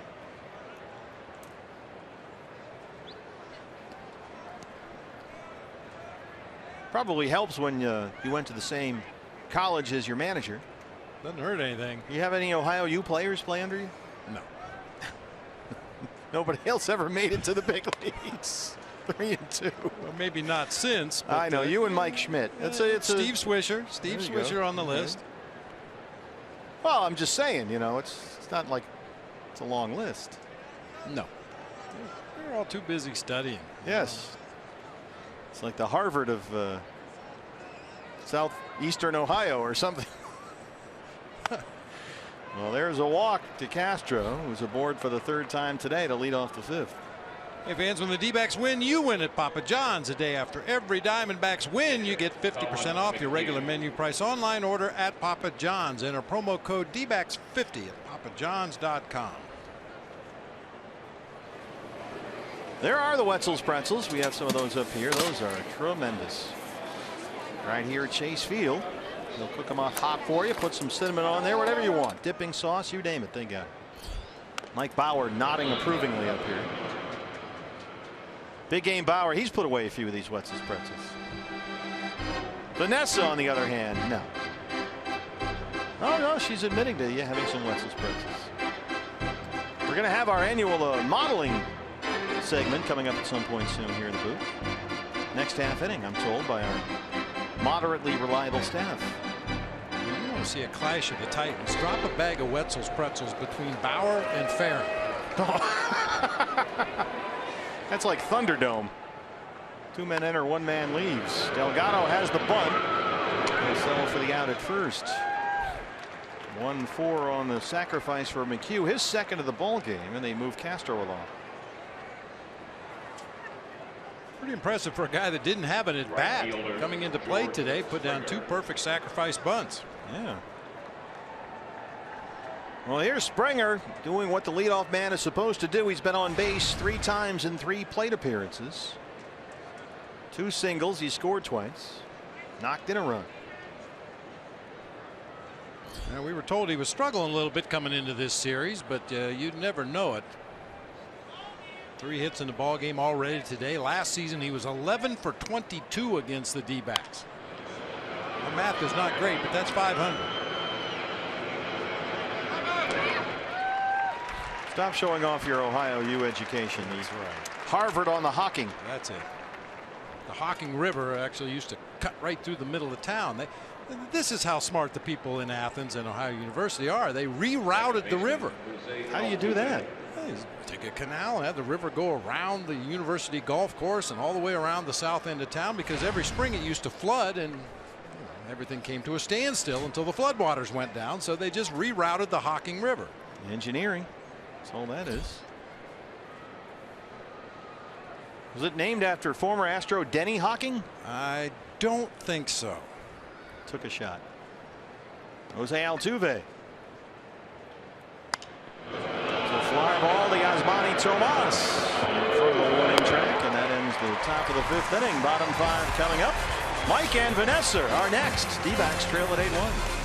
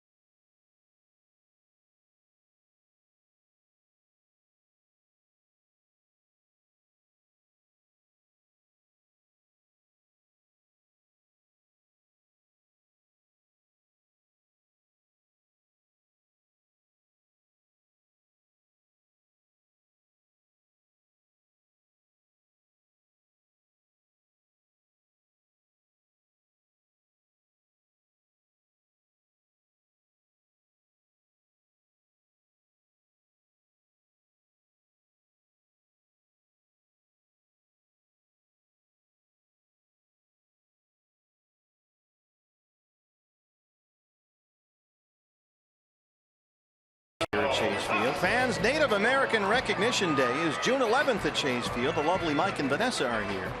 And Mike is modeling our exclusive D-backs tribal cap. You can add that to your collection this summer, courtesy of Gila River Casinos. Get your tickets at dbacks.com. That's going out June 11th. The game, Diamondbacks and the Marlins. They're eating all our Wetzel's pretzels. Oh, Carlos Correa. Holy Toledo. Takes a base hit away from Yasmany Tomas, the reigning AL Rookie of the Year. One step and a dive takes a base hit away from Yasmany Tomas. That was ticketed for left field. So don't forget, fans, the D-backs and the Marlins, D-backs tribal cap on June 11th. Get your tickets at dbacks.com. We're also modeling our Memorial Day caps, which the players on both teams are wearing in the game today, and players all over Major League Baseball wearing these. And you can buy these at the team shop here at Chase Field. BB's got the catcher look going. Vanessa's wearing hers. That's your very own. Nice. Bauer continues eating all my pretzels. Nice job, guys. Thanks as always for visiting. Well, there's a few left. The lovely Mike and Vanessa, one of the highlights of every broadcast. The bartender looked at it. I don't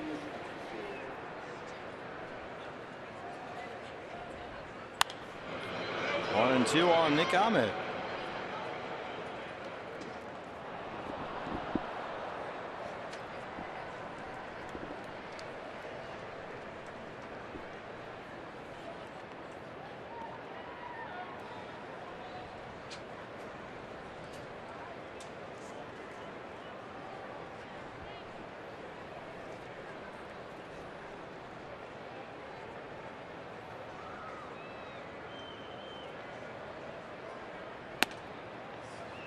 Two balls and two strikes.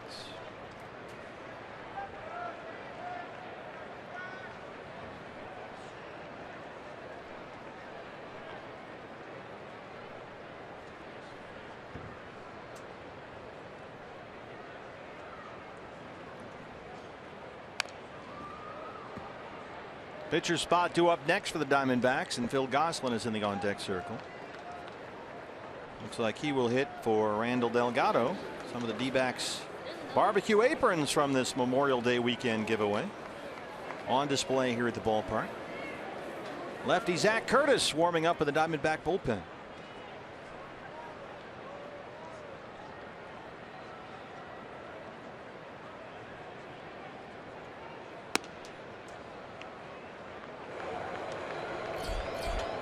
Sanderson Ford bullpen. There's Zach Curtis. Still has not given up a run as a major league pitcher. Pretty impressive considering it came up from A ball.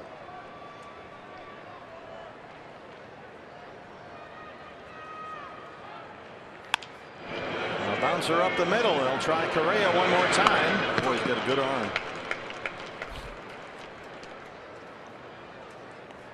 And Gosselin will hit for Delgado.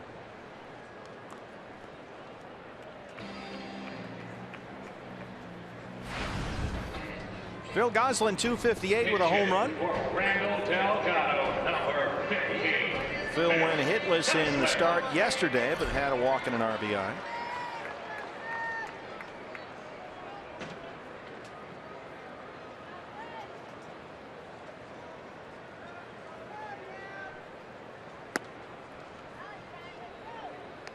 Phil, a very effective bat off the bench this year. He's hitting .333 as a pinch hitter, 8 for 24.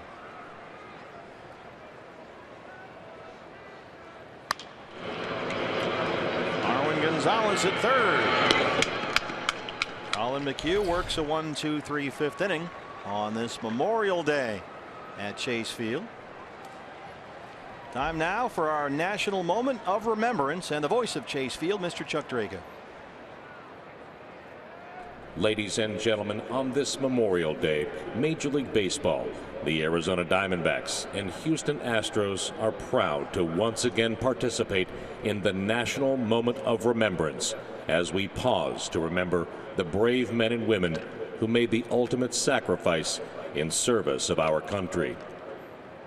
We ask that you please join us now in this moment of silence as a collective, unified expression of gratitude to the heroes who lost their lives while protecting the freedoms we enjoy today.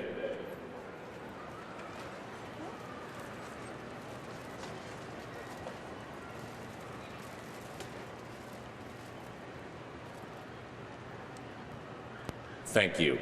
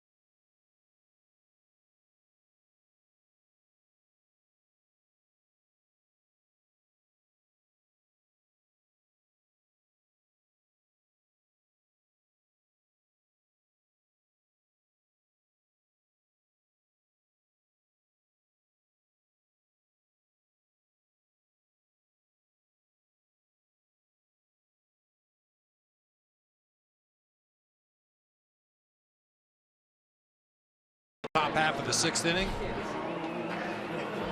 Our legacy moment brought to you by Geico. The Mets become the very first team to have 3 players appear in a game whose last name begins with a lowercase d. How about that? I can't believe we used an uppercase D for this graphic. Yeah, well, it happens. Apparently. Yeah, we had Matt Dendecker, Jacob deGrom, and Travis d'Arnaud. Carlos Correa, the 3 Ds. Leads off the Houston 6th against the new pitcher for the Diamondbacks. It's rookie lefty Zach Curtis.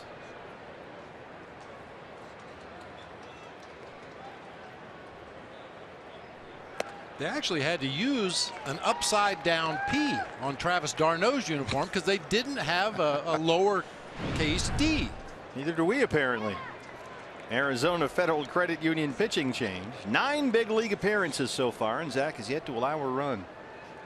He's given up only 3 hits in 7 1/3 innings with 7 strikeouts.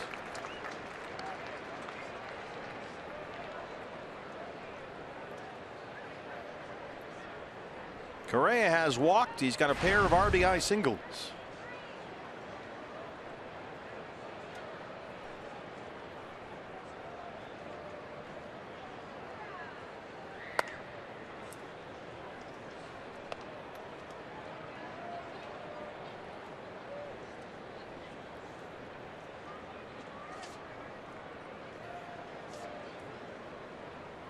Astros got 4 in the 2nd, 2 in the 3rd, and 2 in the 4th.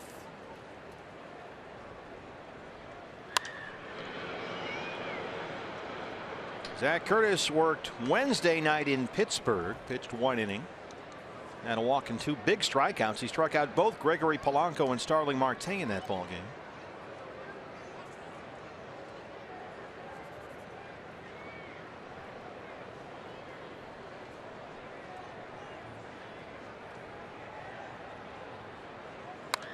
Zach the other day was telling the story of how he was told he was going to the big leagues. He was in line at an In-N-Out Burger with a bunch of his teammates waiting on some food, and he got a text from the pitching coach saying that he had made his manager J.R. House very mad. That J.R. was very upset with him, and he better get back to the ballpark right now. Well, Zach, I mean, he's a nervous wreck. He said he left his burgers at the In-N-Out. He didn't even get his food. But when he got there, all the coaches had gathered around in the office, and it was a lighter mood than he anticipated. They said, "You're going up." And he said, "Oh, okay, cool. Well, where's Mobile going?" "No, you're going to Phoenix." But boy, they must have scared him to leave those burgers there. That's dinner in the minor leagues. And meal money is considerably less in the minor leagues than it is in the big leagues. So yeah, every burger you leave on the table, that hurts.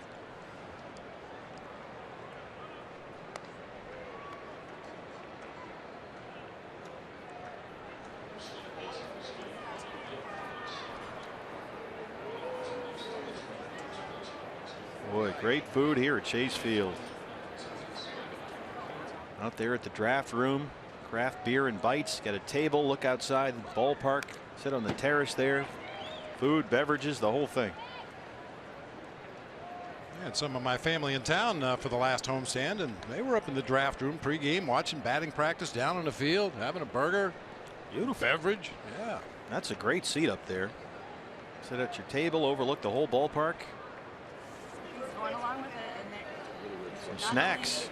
It's like a shotgun wedding. That's Friday's front row grill right there. That overlooks left field, of course, here. 2-2 on Carlos Correa.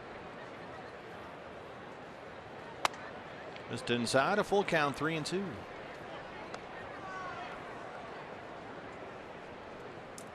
Zach is from Hendersonville, Tennessee. He pitched his college ball at Middle Tennessee State, where he was a starting pitcher. A 6th round pick by the D-backs just 2 years ago, converted into a closer. Hard to third. Oh, what a play, Jake Lamb. Wow. What a stop by the D-backs third baseman.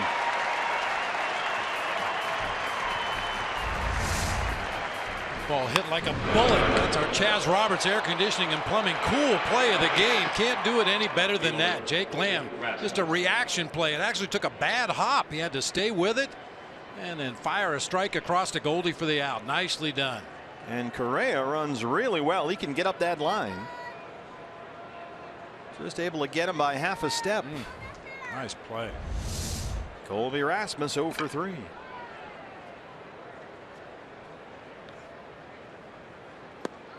Shift is on for Rasmus.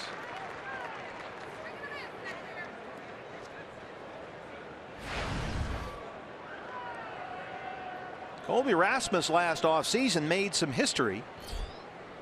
The first player ever to accept the one-year qualifying offer rather than become a free agent. He took the money. He'll make about $16 million this year and then try free agency perhaps next season. Tomas has that one, 2 outs. No one had ever done that to qualifying offers. Said, yeah, sure, I'll take that. Well, apparently likes where he is right now. Probably could have made considerably more on the free agent market, but he liked the direction the Astros were going last year, and why not? A little bit of a struggle this year for the Houston Astros, but going in the right direction. There's Tyler White, first baseman. 2 for 3, a pair of singles. He scored a run.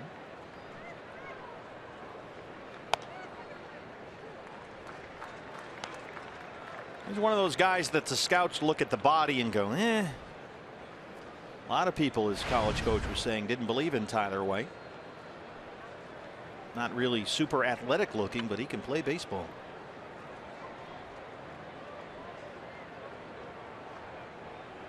Well, it's amazing. He's just a Evan Gattis clone. Same batting stance even. Silvino Bracho warming up for the Diamondbacks. As you make an effort here, and when you don't have a long man who's ready to go and can give you 3, 4, 5 innings to spread out the workload. Absolutely. Try to keep the pitch counts down. Limit everybody to an inning or an inning and a third, inning and 2/3, depending on the matchups that you're facing. But yeah, try to spread it out over 4 or 5 guys rather than having somebody like Josh Colmenter come in and try to eat up 4 or 5 innings by himself. Well, they had hoped to have Josh back ready to do just that, but he had a very difficult first outing Friday at San Diego, or against San Diego. When he came on to start the 6th, then retired only 1 batter, gave up 4 runs on 4 hits, including a homer.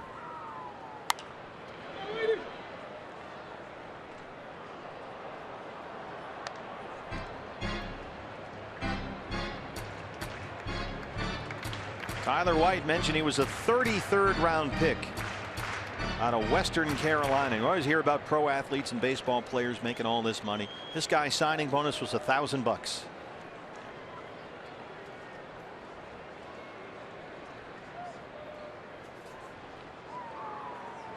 And now, less than 3 years later, here he is in the major leagues. That's about $1,000 more than I got. I got a road map to Great Falls, Montana. See you later. You got nothing. You had to get something. Nothing. Come on. No. Not even a nickel. Nothing. Wow. And I bet you were happy. Oh, are you kidding me? Yeah.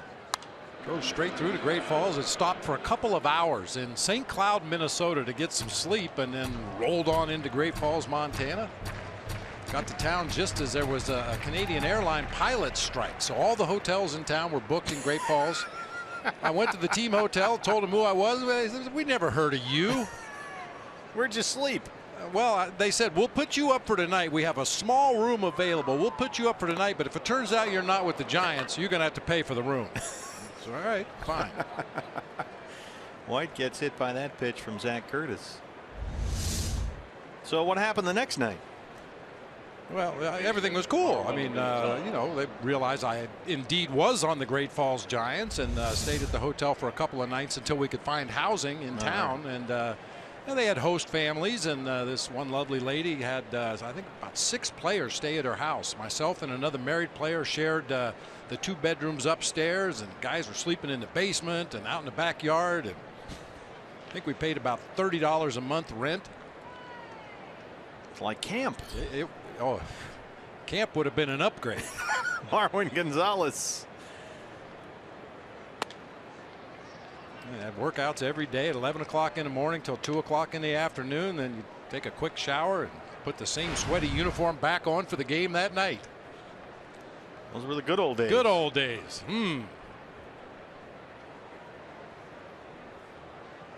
It was like extended spring every day. We would work on drills for 2 or 3 hours every day, just like spring training, and then play a game that night. That's going to reach the seats on Goldie.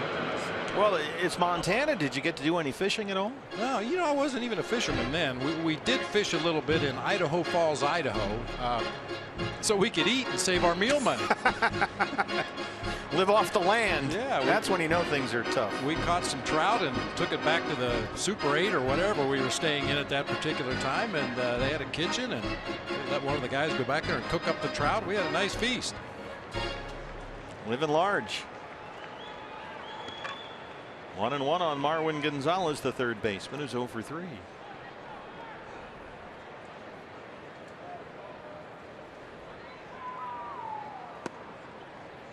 And they have promotions every night. You know, first run scored gets a free meal at a local restaurant, and the first extra base hit, you got 5 gallons of gas from a local gas station. And we had a leadoff hitter by the name of Casey Parsons, who was a really good player, got a little bit of time in the big leagues, but he would win everything every night.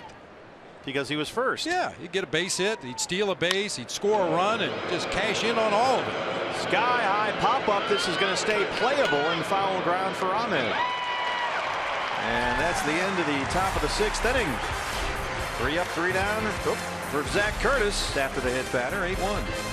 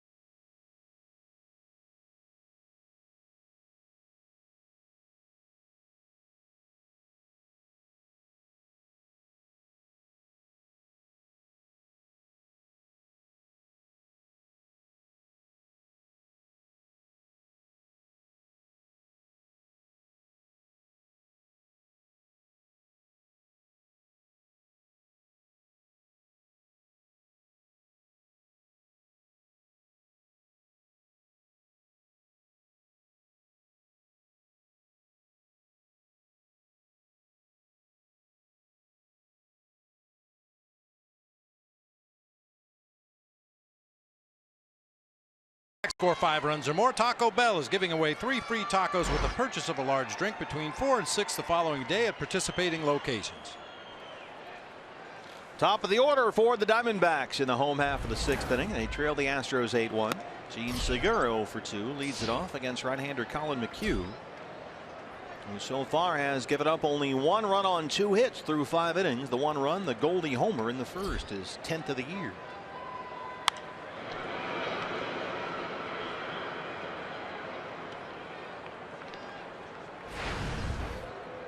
Gene, the hitting machine, 2 more hits yesterday after he'd gotten stuck in a 2 for 27 skid. 0 for 2 so far today.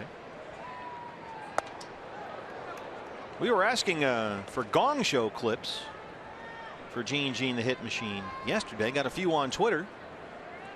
People tweeted in video links of Gene, the dancing machine, doing his thing on the old Gong Show.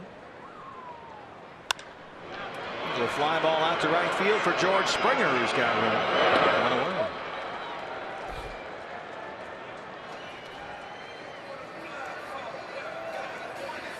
Yeah, Segura started yesterday's game 0 for 3 as well, but he got base hits in his last 2 at-bats to add another multi-hit game to his total this year. Michael Bourne.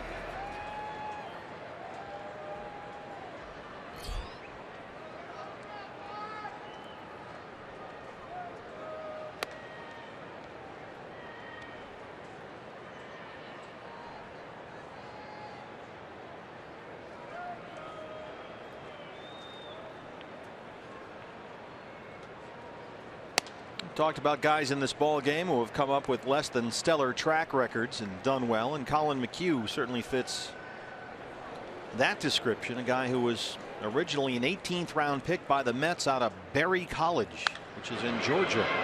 Bourne hits a high fly ball toward the right field corner, but it's out of play.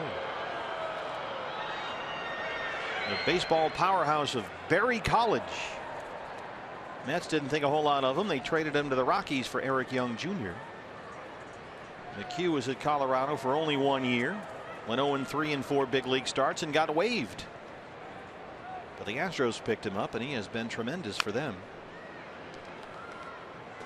Won 11 games for them 2 years ago. Then last season, McHugh made 32 starts, worked over 200 innings, and won 19 games.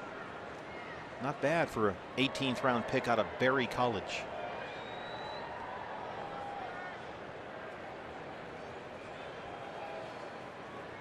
I mean, he's got a nice combination of stuff working for him now. Not sure if that was the case initially when he got into professional baseball, but he knows how to use that cutter and sinker curveball combination. Doesn't throw extremely hard, which is probably why he doesn't get a lot of notoriety. Doesn't have that one pitch that really makes you go wow, but he's pitching effectively around the edges of the strike zone. Everything is moving. What the Astros really liked about him, and probably one reason why he didn't succeed in Colorado, was something they look for, which is spin rate. The very high number of revolutions he's able to generate with that curveball. He's able to put something on it. And he strikes out Michael Bourne. Paul Goldschmidt has the big hit for the Diamondbacks in the first inning. It's our Jimmy John's delivery of the game. Only the 30th Diamondback ever to hit one on the fly into the pool. Goldie's done it twice, both times against the Astros. That was number 10 on the year. He's 1 for 2.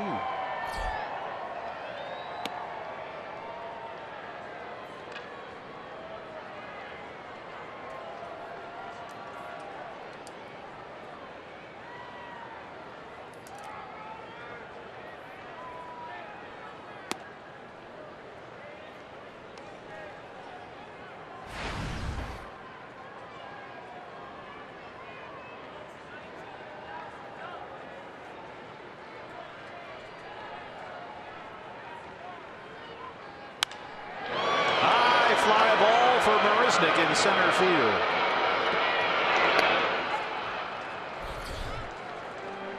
Fans, on this Memorial Day, USAA honors our fallen soldiers.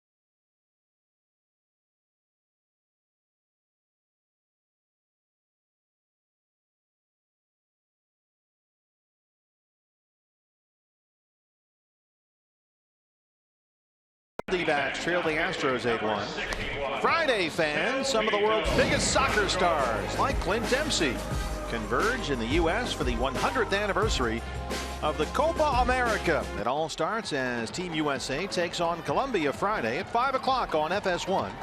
Or you can watch the entire tournament live on Fox Sports Go. New pitcher for the Diamondbacks as we start the 7th inning, the right-hander Silvino Bracho, recalled from AAA Reno Friday. Worked 2 scoreless innings against the Padres in that ball game. Jake Marisnick leads off the Houston 7th.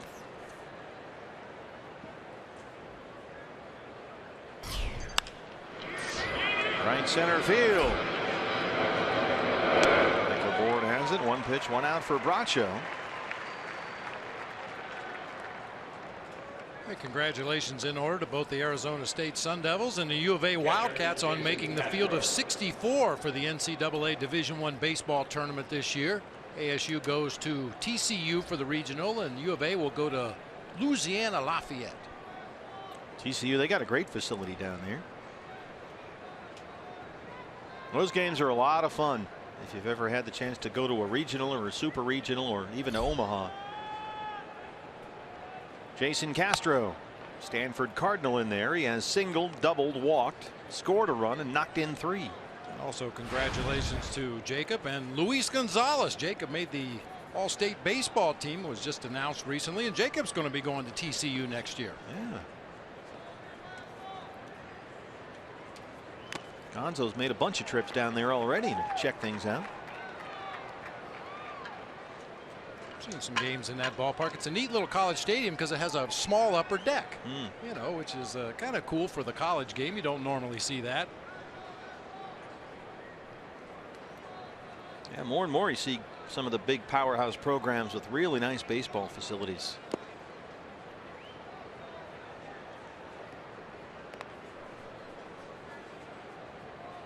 It's tough to maintain a big-time college baseball program because you don't get 1 million scholarships like you do for the football team. Coaches even divide them up, right? They'll give 2 guys. You can have half one, and they'll give the other half to this guy. And partial scholarships. You try to make do that way. 2-2.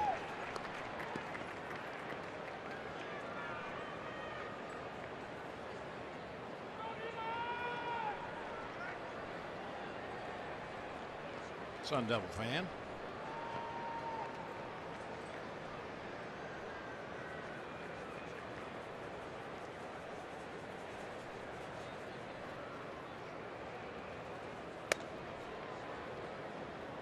Full count, 3-2.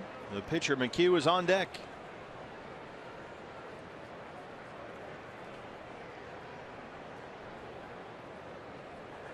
Chip Hale told us the other day what the Diamondbacks really needed is for the middle of these ball games to calm down. That middle relief has been an issue, but so far so good for Delgado, Curtis, and now Bracho. But a 1-out walk will bring up the pitcher. McHugh, a guy who, as Bob said, has not hit all year. He's already got 2 sacrifice bunts today. We'll probably get an opportunity right here to do it again, even leading by 7 runs in the ball game. Anytime you can get a productive out from your pitcher, especially a guy that's not used to taking at bats, let him go ahead and put a bunt down. It's the 2nd time that Diamondbacks pitchers have walked the batter ahead of McHugh.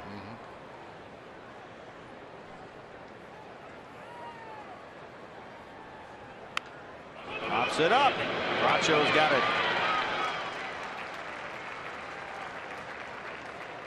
2 down for Springer.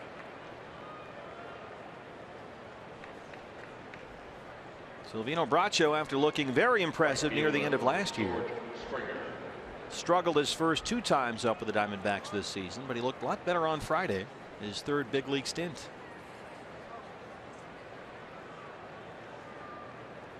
George Springer been hit by a pitch. He singled twice. He scored twice. Knocked in a run. He's hit safely now in 16 of his last 18 games.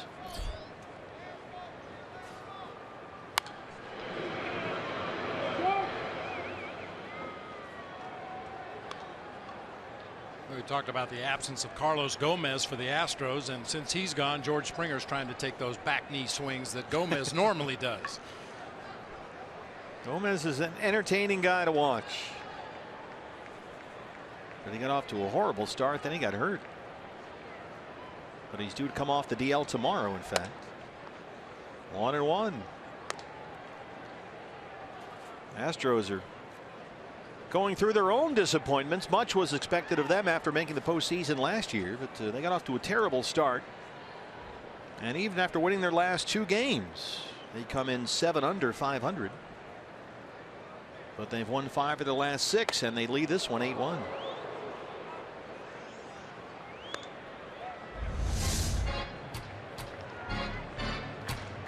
Fastball running inside there on Springer that time, keeping him honest.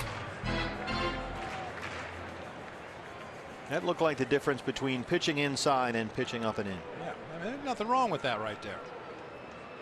Belt high fastball, maybe a little above the belt inside, just keeping the guy honest. Don't let him get real comfortable.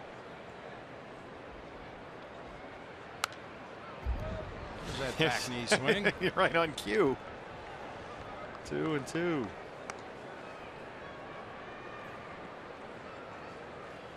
Of course, when you play 81 games a year in that little bandbox down there in Houston with the short porch in left field, you can't hardly blame a right-handed hitter for trying to get the ball in the air to left field.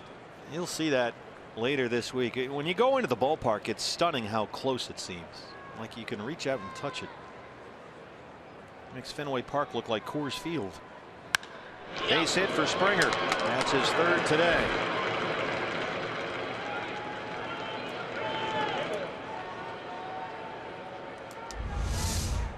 Smoke back up the middle of the field. Fortunately didn't hit. Silvino Bracho came off the bat like a knuckleball. You can see the gap up the middle between Nick and Gene Segura. And that's right where the ball goes. He kept it down.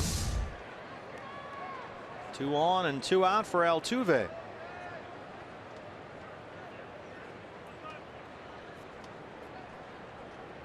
We'll leave it to the Astros. One guy who's 5 feet 6 inches tall wasn't enough. They went out and they got another one. Really? Yeah, Tony Kemp, who's in their dugout. He is also 5'6" out of Vanderbilt. Breaking ball in there for a strike, going 1. Yeah, Tony Kemp just called up recently, a 5th round pick out of Vandy 3 years ago. That's a great thing about the game of baseball. It takes all sizes and shapes. As long as you can play the game and do what you have to do to help your team win, it doesn't matter if you're 6'5" or 5'5".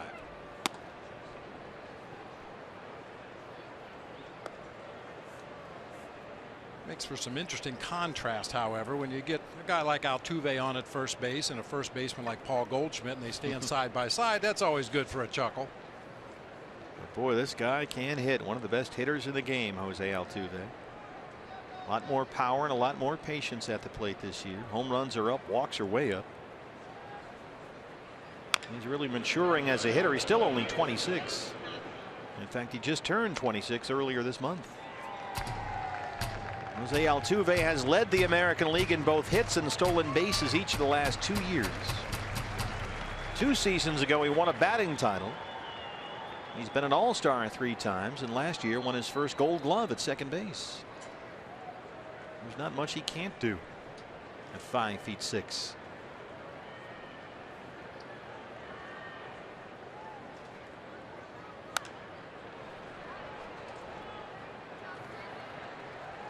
It's funny when you look at him, Jose Altuve, and you see this little short guy playing second base, but he says that the hitter that he thinks he most resembles is Miguel Cabrera.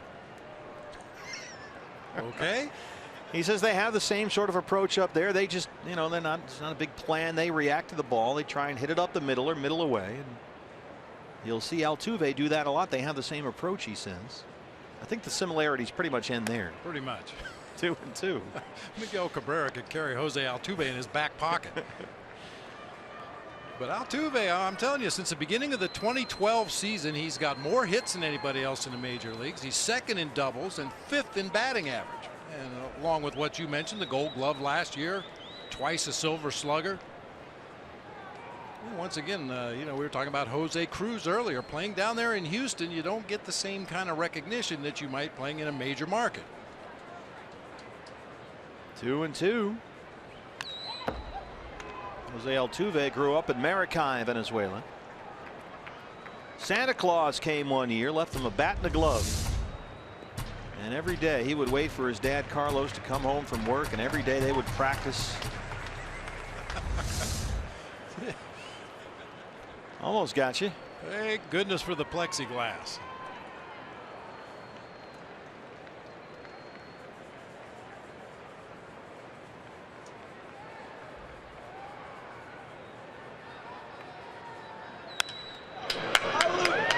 Sky high fly ball for YASMANY TOMAS. And that's the end of the inning. Memorial Day at Chase Field. And before we go to break, we pause to honor America. Ladies and gentlemen, we now ask that you please rise and sing along as we pay tribute to our great nation with the singing of God Bless America.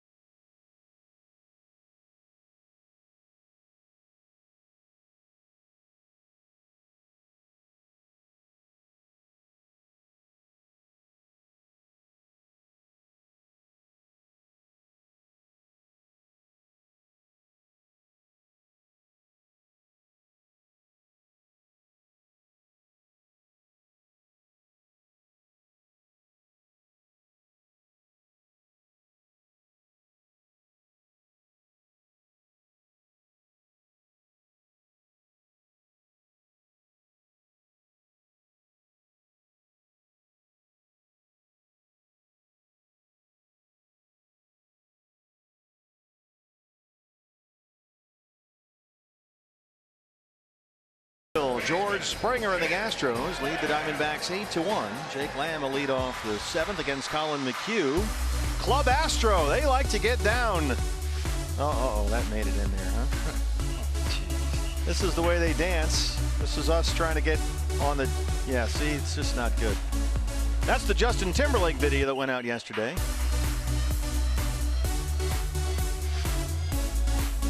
That's genuine, isn't it? That's what we do every day. That's the first time since my wedding I've danced, obviously. Dancing to music that only we can hear.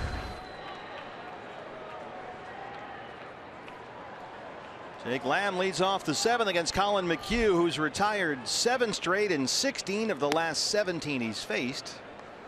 1-1 on Jake. There's Jake's mom, who's been with us all weekend.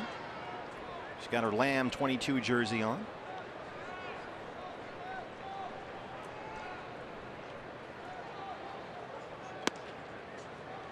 One and two. Jake has walked and grounded out. He's got a 7-game hit streak on the line.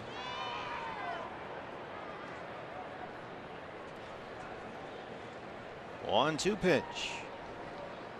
Might notice the bottom of, that's called strike 3. The bottom of Jake's bat right there. It looks a little different, BB, than what we're used to seeing. That's that axe handle that they've come up with, especially for guys who've had hamate injuries in the past. But you know, even for guys that have not had hand injuries, you get a look at it right here. It's kind of slanted as opposed to an old school bat with a regular round knob on it, and it just very comfortably fits into the palm of your hand there. You don't have the rounded knob of this bat digging into the palm of your hand when you swing. It really feels very comfortable, I have to admit. I wish I'd had this. I'd hit 250. They're getting popular. And you mentioned it, it's the hamate bone that Jake told us where it really helps. It doesn't press up against that hand. And he said the company's actually that makes the axe bat is from Washington, where Jake is from. So they wanted to get him on board, and they said, hey, would you use our bats? And he said, I'm not using that thing. And they said, no, go really try it. And he said he hated it for 2 weeks, and then after 2 weeks, for whatever reason, he loved it. It really feels good in your hand. You know, we talked about guys that like to get down over the bottom knob of the bat, and with a rounded knob that we're used to seeing, you get those calluses and blisters on the heel of your hand right there that stay with you all summer long. That one just out of play. Look out. Tyler White tumbles down the stairs. Didn't get a whole lot of help from the boys in the dugout this time. Yeah, you don't expect help in front of the other dugout, but you do expect somebody to help you out in your own dugout. Luis Valbuena just watches him go sailing by. Like, dude, am I bothering you? Sorry. How about Valbuena? Evan Gaddis or somebody stepped in there. I think that was Gaddis, yeah. Didn't mean to wake you up. Yeah, sorry, Luis. Valbuena. In the hole at short. Gonzalez. Throw pulls White off the bag, but he's applied the tag. That's 9 in a row set down by McHugh.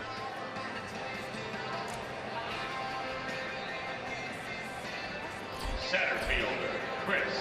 Boy, Collin McHugh is rolling along here. He's retired 18 of the last 19 he's faced. The Castillo single with 2 outs in the 4th is the only batter, or the only base hit, I should say, since Goldie's home run in the 1st. Boy, you can't be much more efficient than Collin McHugh has been today. Some of that over aggressiveness on the part of Diamondbacks hitters, a lot of 1 and 2 pitch at bats, but he's been in and around the strike zone all day. He's retired 9 in a row twice today. Here's Chris Owings 0 for 2.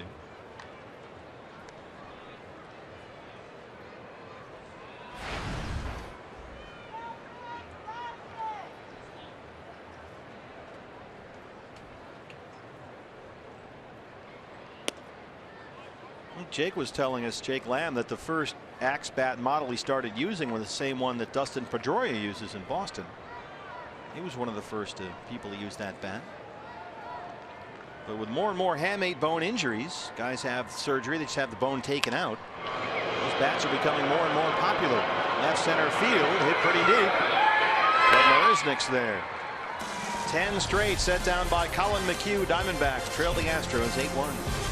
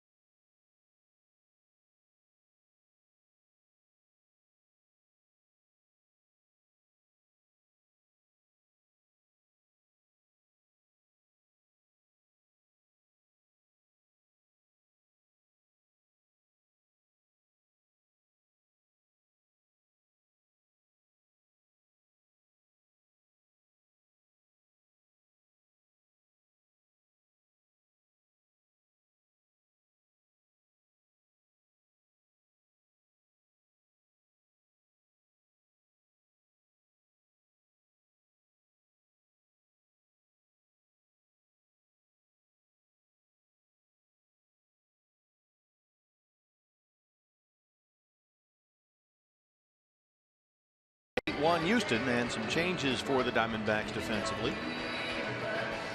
But first, Defensive changes for the D-backs. Moving from right field. your chance to beat the Heat.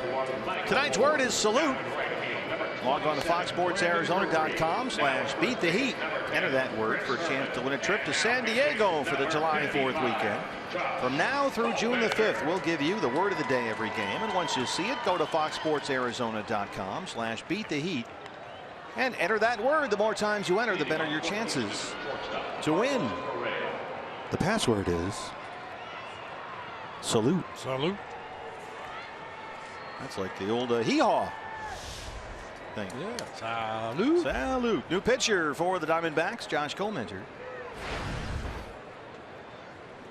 And as you can see, it was a rough outing for Josh. Friday against the Padres following his minor league rehab assignment. Faced 7 San Diego hitters Friday night. Got only 1 out. Was tagged for 4 runs on 4 hits, 2 walks, and only 1/3 of an inning. Carlos Correa, who has walked, singled twice, and knocked in 2 runs, leads off the Astros 8th.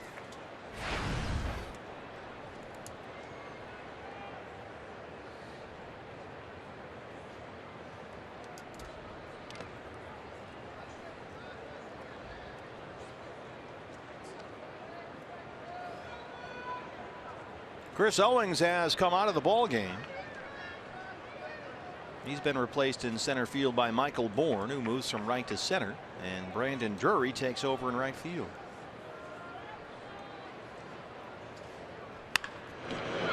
Right behind Gary Pettis, Ernie No Doubt Ned pouncing on that one.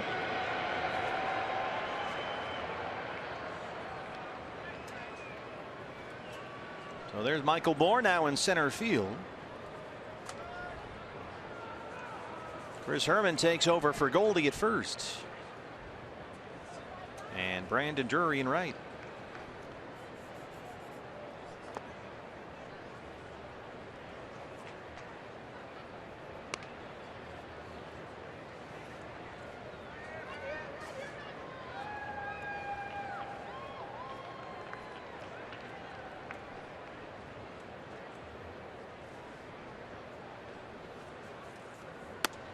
Called strike 3. Collmenter rings up Correa to open up the 8th. Didn't seem to like the call by Chris Conroy there. Yeah, maybe a little bit off that inside corner, but that's straight over the top delivery and a little bit of tailing action there. I think it fooled Correa more than anything else. Colby Rasmus now.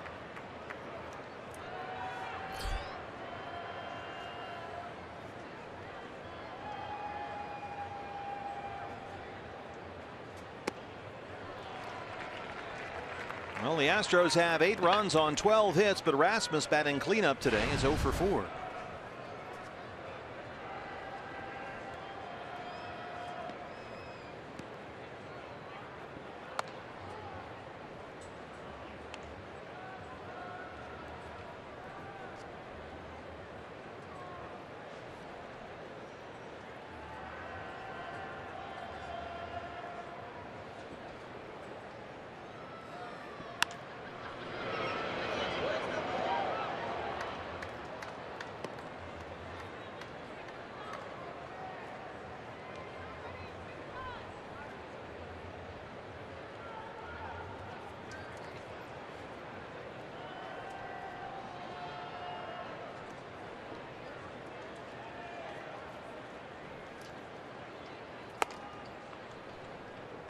Well, if you've enjoyed your Memorial Day weekend,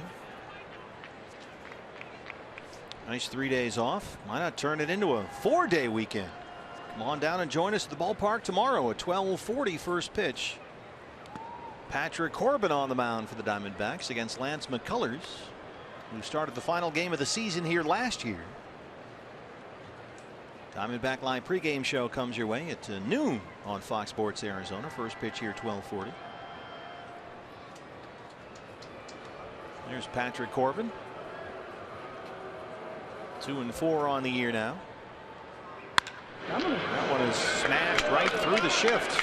Drury has it in right field, and Rasmus has his first hit today.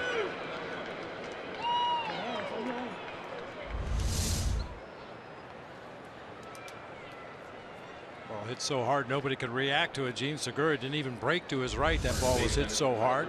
Threw into right field for a 1-out base hit for Colby Rasmus. Brings up Tyler White, the first baseman. White has singled twice, scored a run, been hit by a pitch.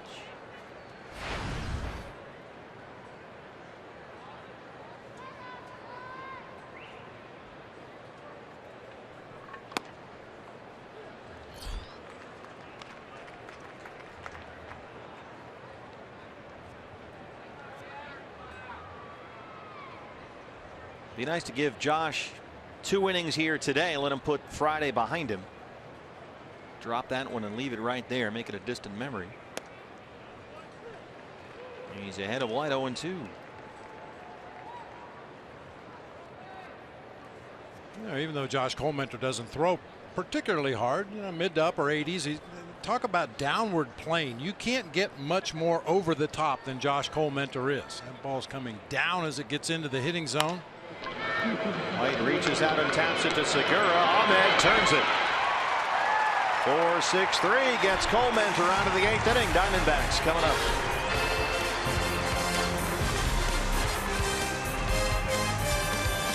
Hey, D-backs fans, it's now time for Rowdy's new.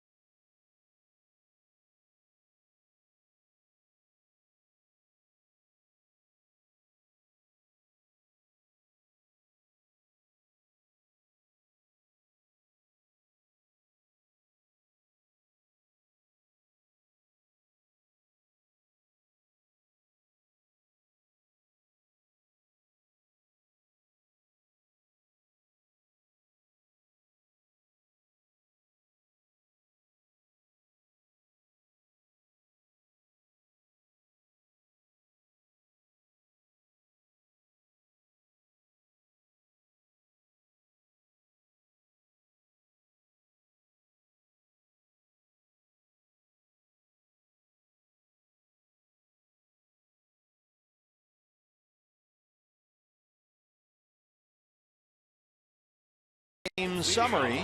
Diamondbacks trail at 8-1. Paul Goldschmidt's home run into the pool in the first. The only run of the game for the D-backs so far. The 10th of the year for Goldie. And in the meantime, the Astros starter Collin McHugh has been outstanding. He's retired 10 straight and 19 of the last 20 he's faced. And he's back out there for the 8th inning as Yasmany Tomas will lead it off on this Memorial Day from downtown Phoenix. Tomas 0 for 2. And 3 for his last 33 at the plate. Did hit a bullet last time up, a line drive to Carlos Correa at shortstop. Made a nice diving catch to take a base hit away from Tomas.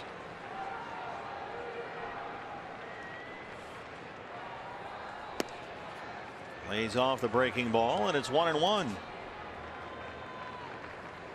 Collin McHugh is putting on a clinic here today. He has been very efficient and effective.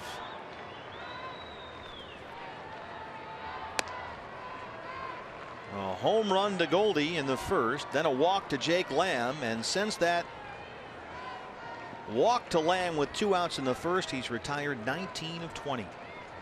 Well, this is a guy that had given up an opponent's batting average of .321 coming into play today. On a given day. Feeling it, hitting your spots, using all your pitches the way McHugh has today. He's worked his way through this D-backs lineup with relative ease.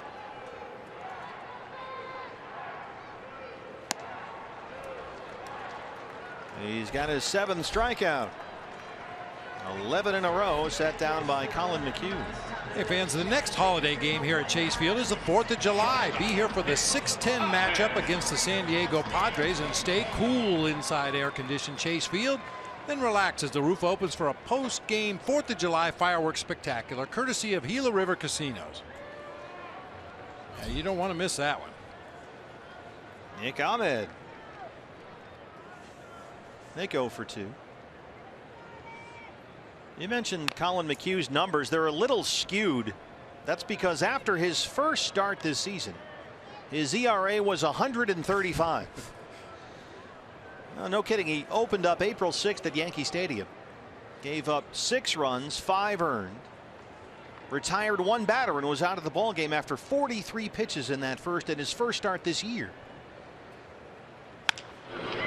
Bounce to Correa and shortstop. So that's a tough way to start any season when your ERA after 1 start is 135. So it's worked its way down from there.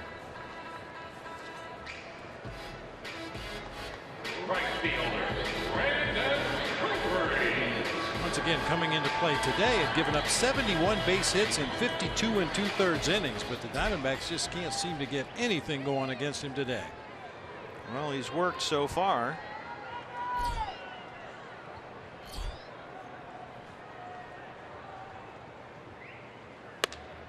Seven 2/3 innings of 2-hit baseball. Brandon Drury.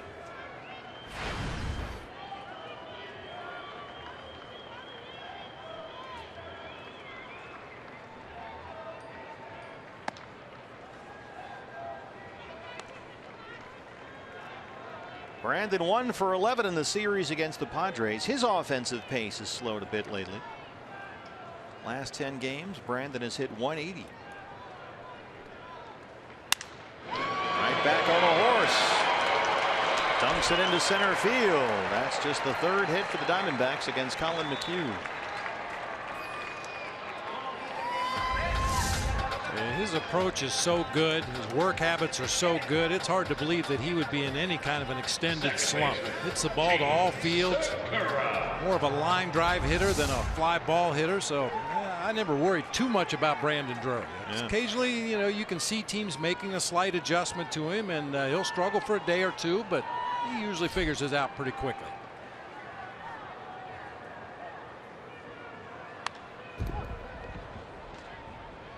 Well, Gene, the hitting machine, is 0 for 3.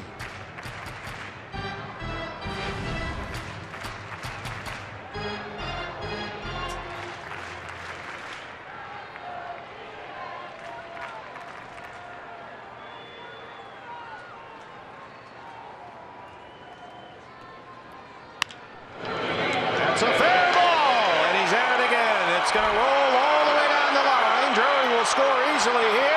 And Segura heads for 3rd. He's got an RBI triple. Gene, the hitting machine. That's number 4.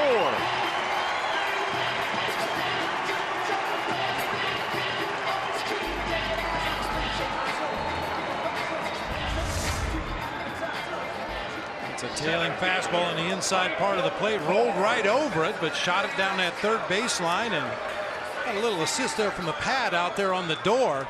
McHugh raises his hands in the air. However, the left fielder Colby Rasmus did not. He ran over there and got that ball and threw it back in, and by the time he got it in, Drury was on the plate. Gene Segura on at 3rd base with a triple. Michael Bourne 0 for 3 has struck out twice against McHugh. Breaking ball misses. 1-0.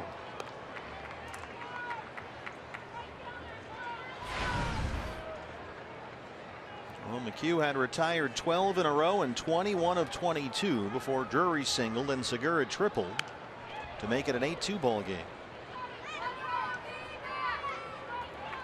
Collin McHugh has never thrown a complete game in his major league career. The pitch count's still in pretty good shape for McHugh, depending on what A.J. Hinch wants to do. Only 93 pitches with 2 outs here in the 8th. McHugh has gone over 100 pitches in all of his last 6 starts. His high for the year is 112. That was 2 starts ago at the White Sox.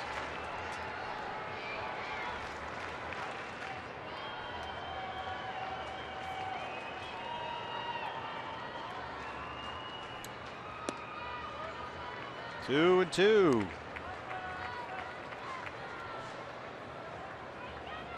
His last start, he threw 101 pitches against the Orioles. Struck out 10, lasted only 5 1/3 though.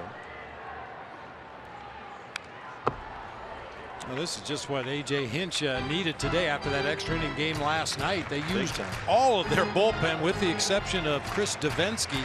Everybody else threw multiple innings and 20 pitches or more last night. So to get an outing like this out of McHugh is exactly what the Astros needed. Yeah, that was a big advantage for the Diamondbacks going into this 4 games in 4 day series.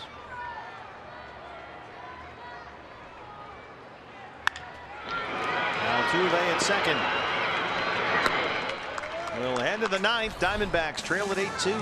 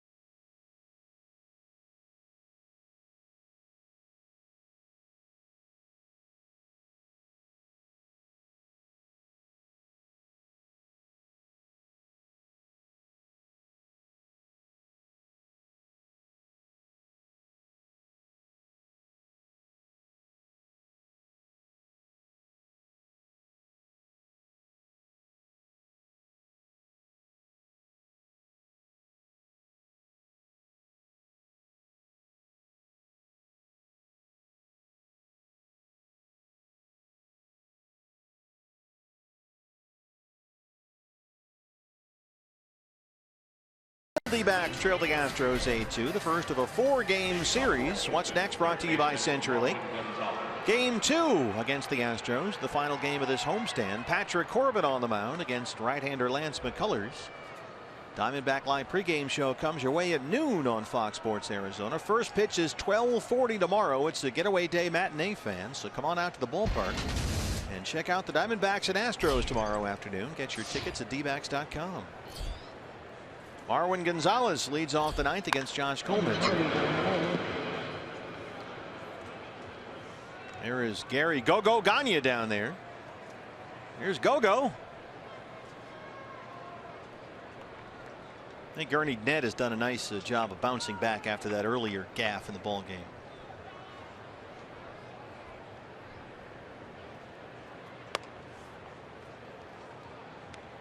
Everybody boots one every now and then. We've seen Nick make a couple errors at shortstop this year. It happens to the best of them. Sure. But even when your nickname is No Doubt, I mean, there's no doubt that Ernie Ned is going to get the foul ball. There's Ernie. But you couldn't call him Some Doubt.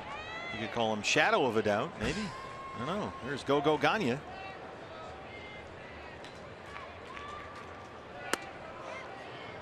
Two and two.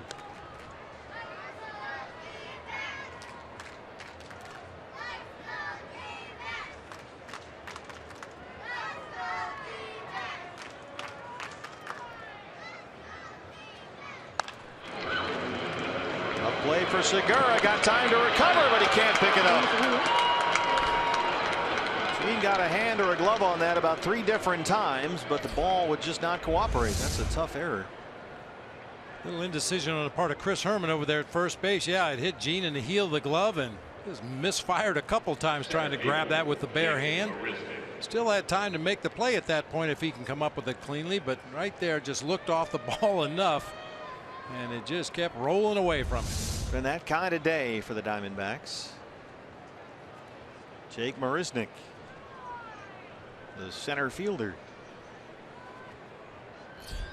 Almost the entire second inning was like that for the D-backs behind Edwin Escobar. Astros scored 4 times.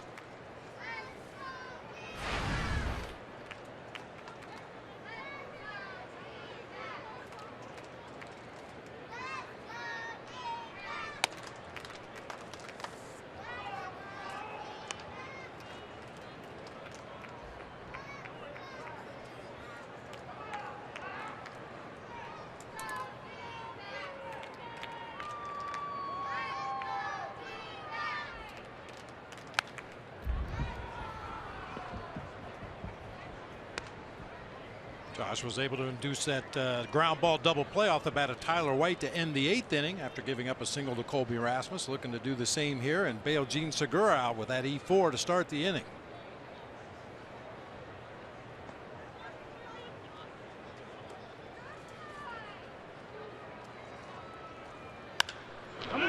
Center field for Bourne.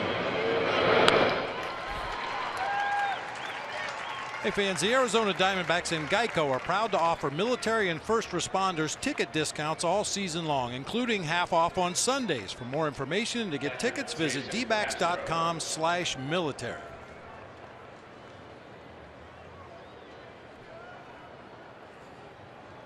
Glad to have you with us on this Memorial Day. Jason Castro's had a day he'll remember. A single, a double. He's walked twice, scored a run, and knocked in 3.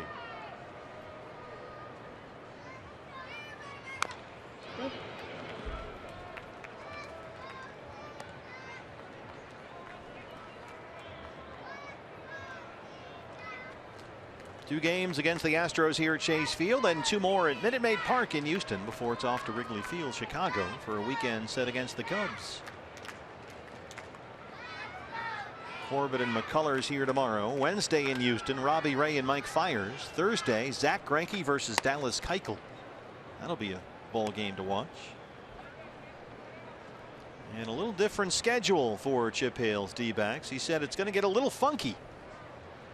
This is the second in a stretch during which the D-backs will play 7 of 8 games during the day.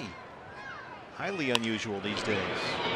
Jake Lamb's going to start the 5-6-3 double play. Diamondbacks turn it. Bottom 9 coming up.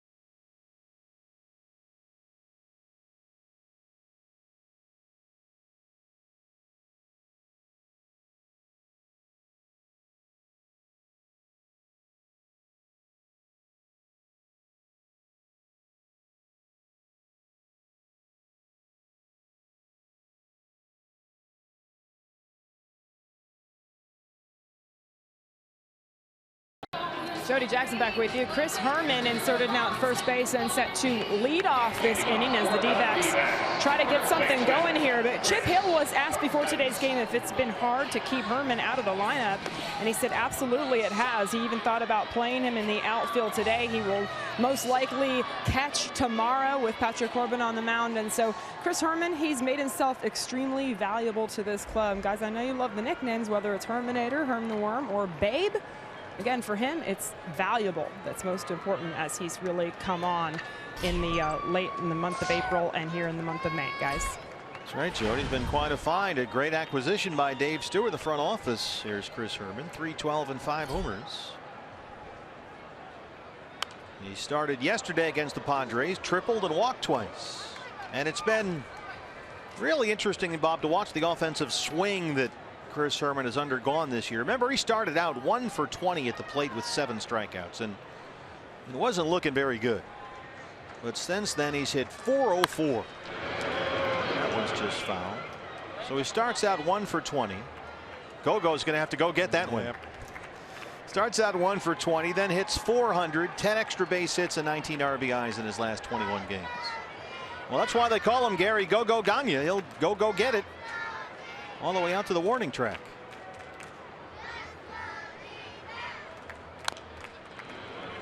And Chris Herman providing some thump, coming up with big timely base hits with guys in scoring position. He's done a nice job behind the plate. Thrown out the runners he's had a shot at this year. He's really done everything. Looked good in the outfield at Coors Field, playing right.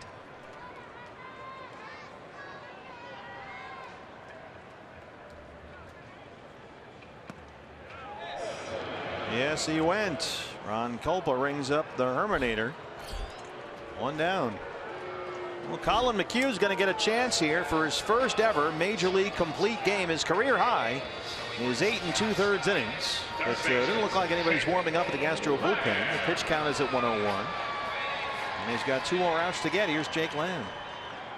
When Gene Segura hit that triple back in the 8th inning to drive home Brandon Drury, some bodies started to move around down that right field bullpen, but he quickly got Michael Bourne to ground out to second base, and they've had a seat once again.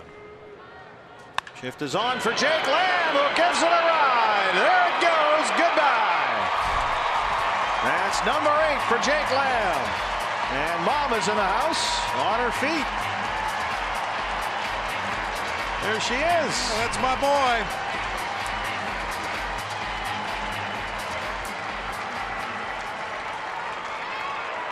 So Jake has now hit safely in 8 straight games, 11 of his last 12. A little cutter just didn't take much break at all that time. Stayed right on the inside corner for Jake, and he put a charge into it. Well, Goldie homered off McHugh in the first, and now Jake Lamb in the 9th. Wellington Castillo. It's always neat when Mom gets to see stuff like that.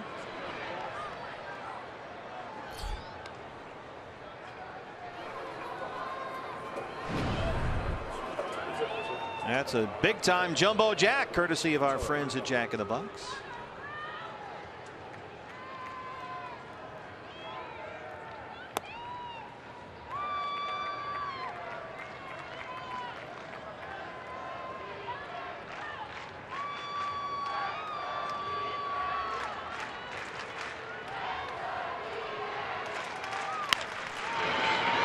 Fair ball for Gonzalez at third. 2 down. So now Collin McHugh has matched his career high 8 2/3 innings pitched. He's given up just 3 runs on 5 hits. He's got 8 strikeouts, only 1 walk. And with a pitcher spot due up, we'll see Ricky Weeks Jr.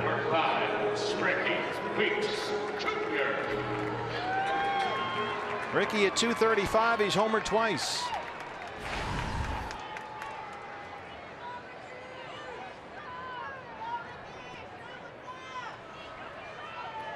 Diamondback Live postgame show with Todd Walsh and Randy Johnson. How about that? A headliner here. Big T in the big unit. Randy was on the pregame show. He's doing analyst duty on this Memorial Day. We're thrilled to have him here. So that's coming up right after our ball game on Fox Sports Arizona. And this is going to do it. A high pop up. Very shallow center field. Somebody's got to find it. And it's Altuve who's got it. And Collin McHugh has got his first ever complete game. Diamondbacks drop this one 8-3. McHugh goes the distance, gives up 3 runs on 5 hits. He's got 8 strikeouts.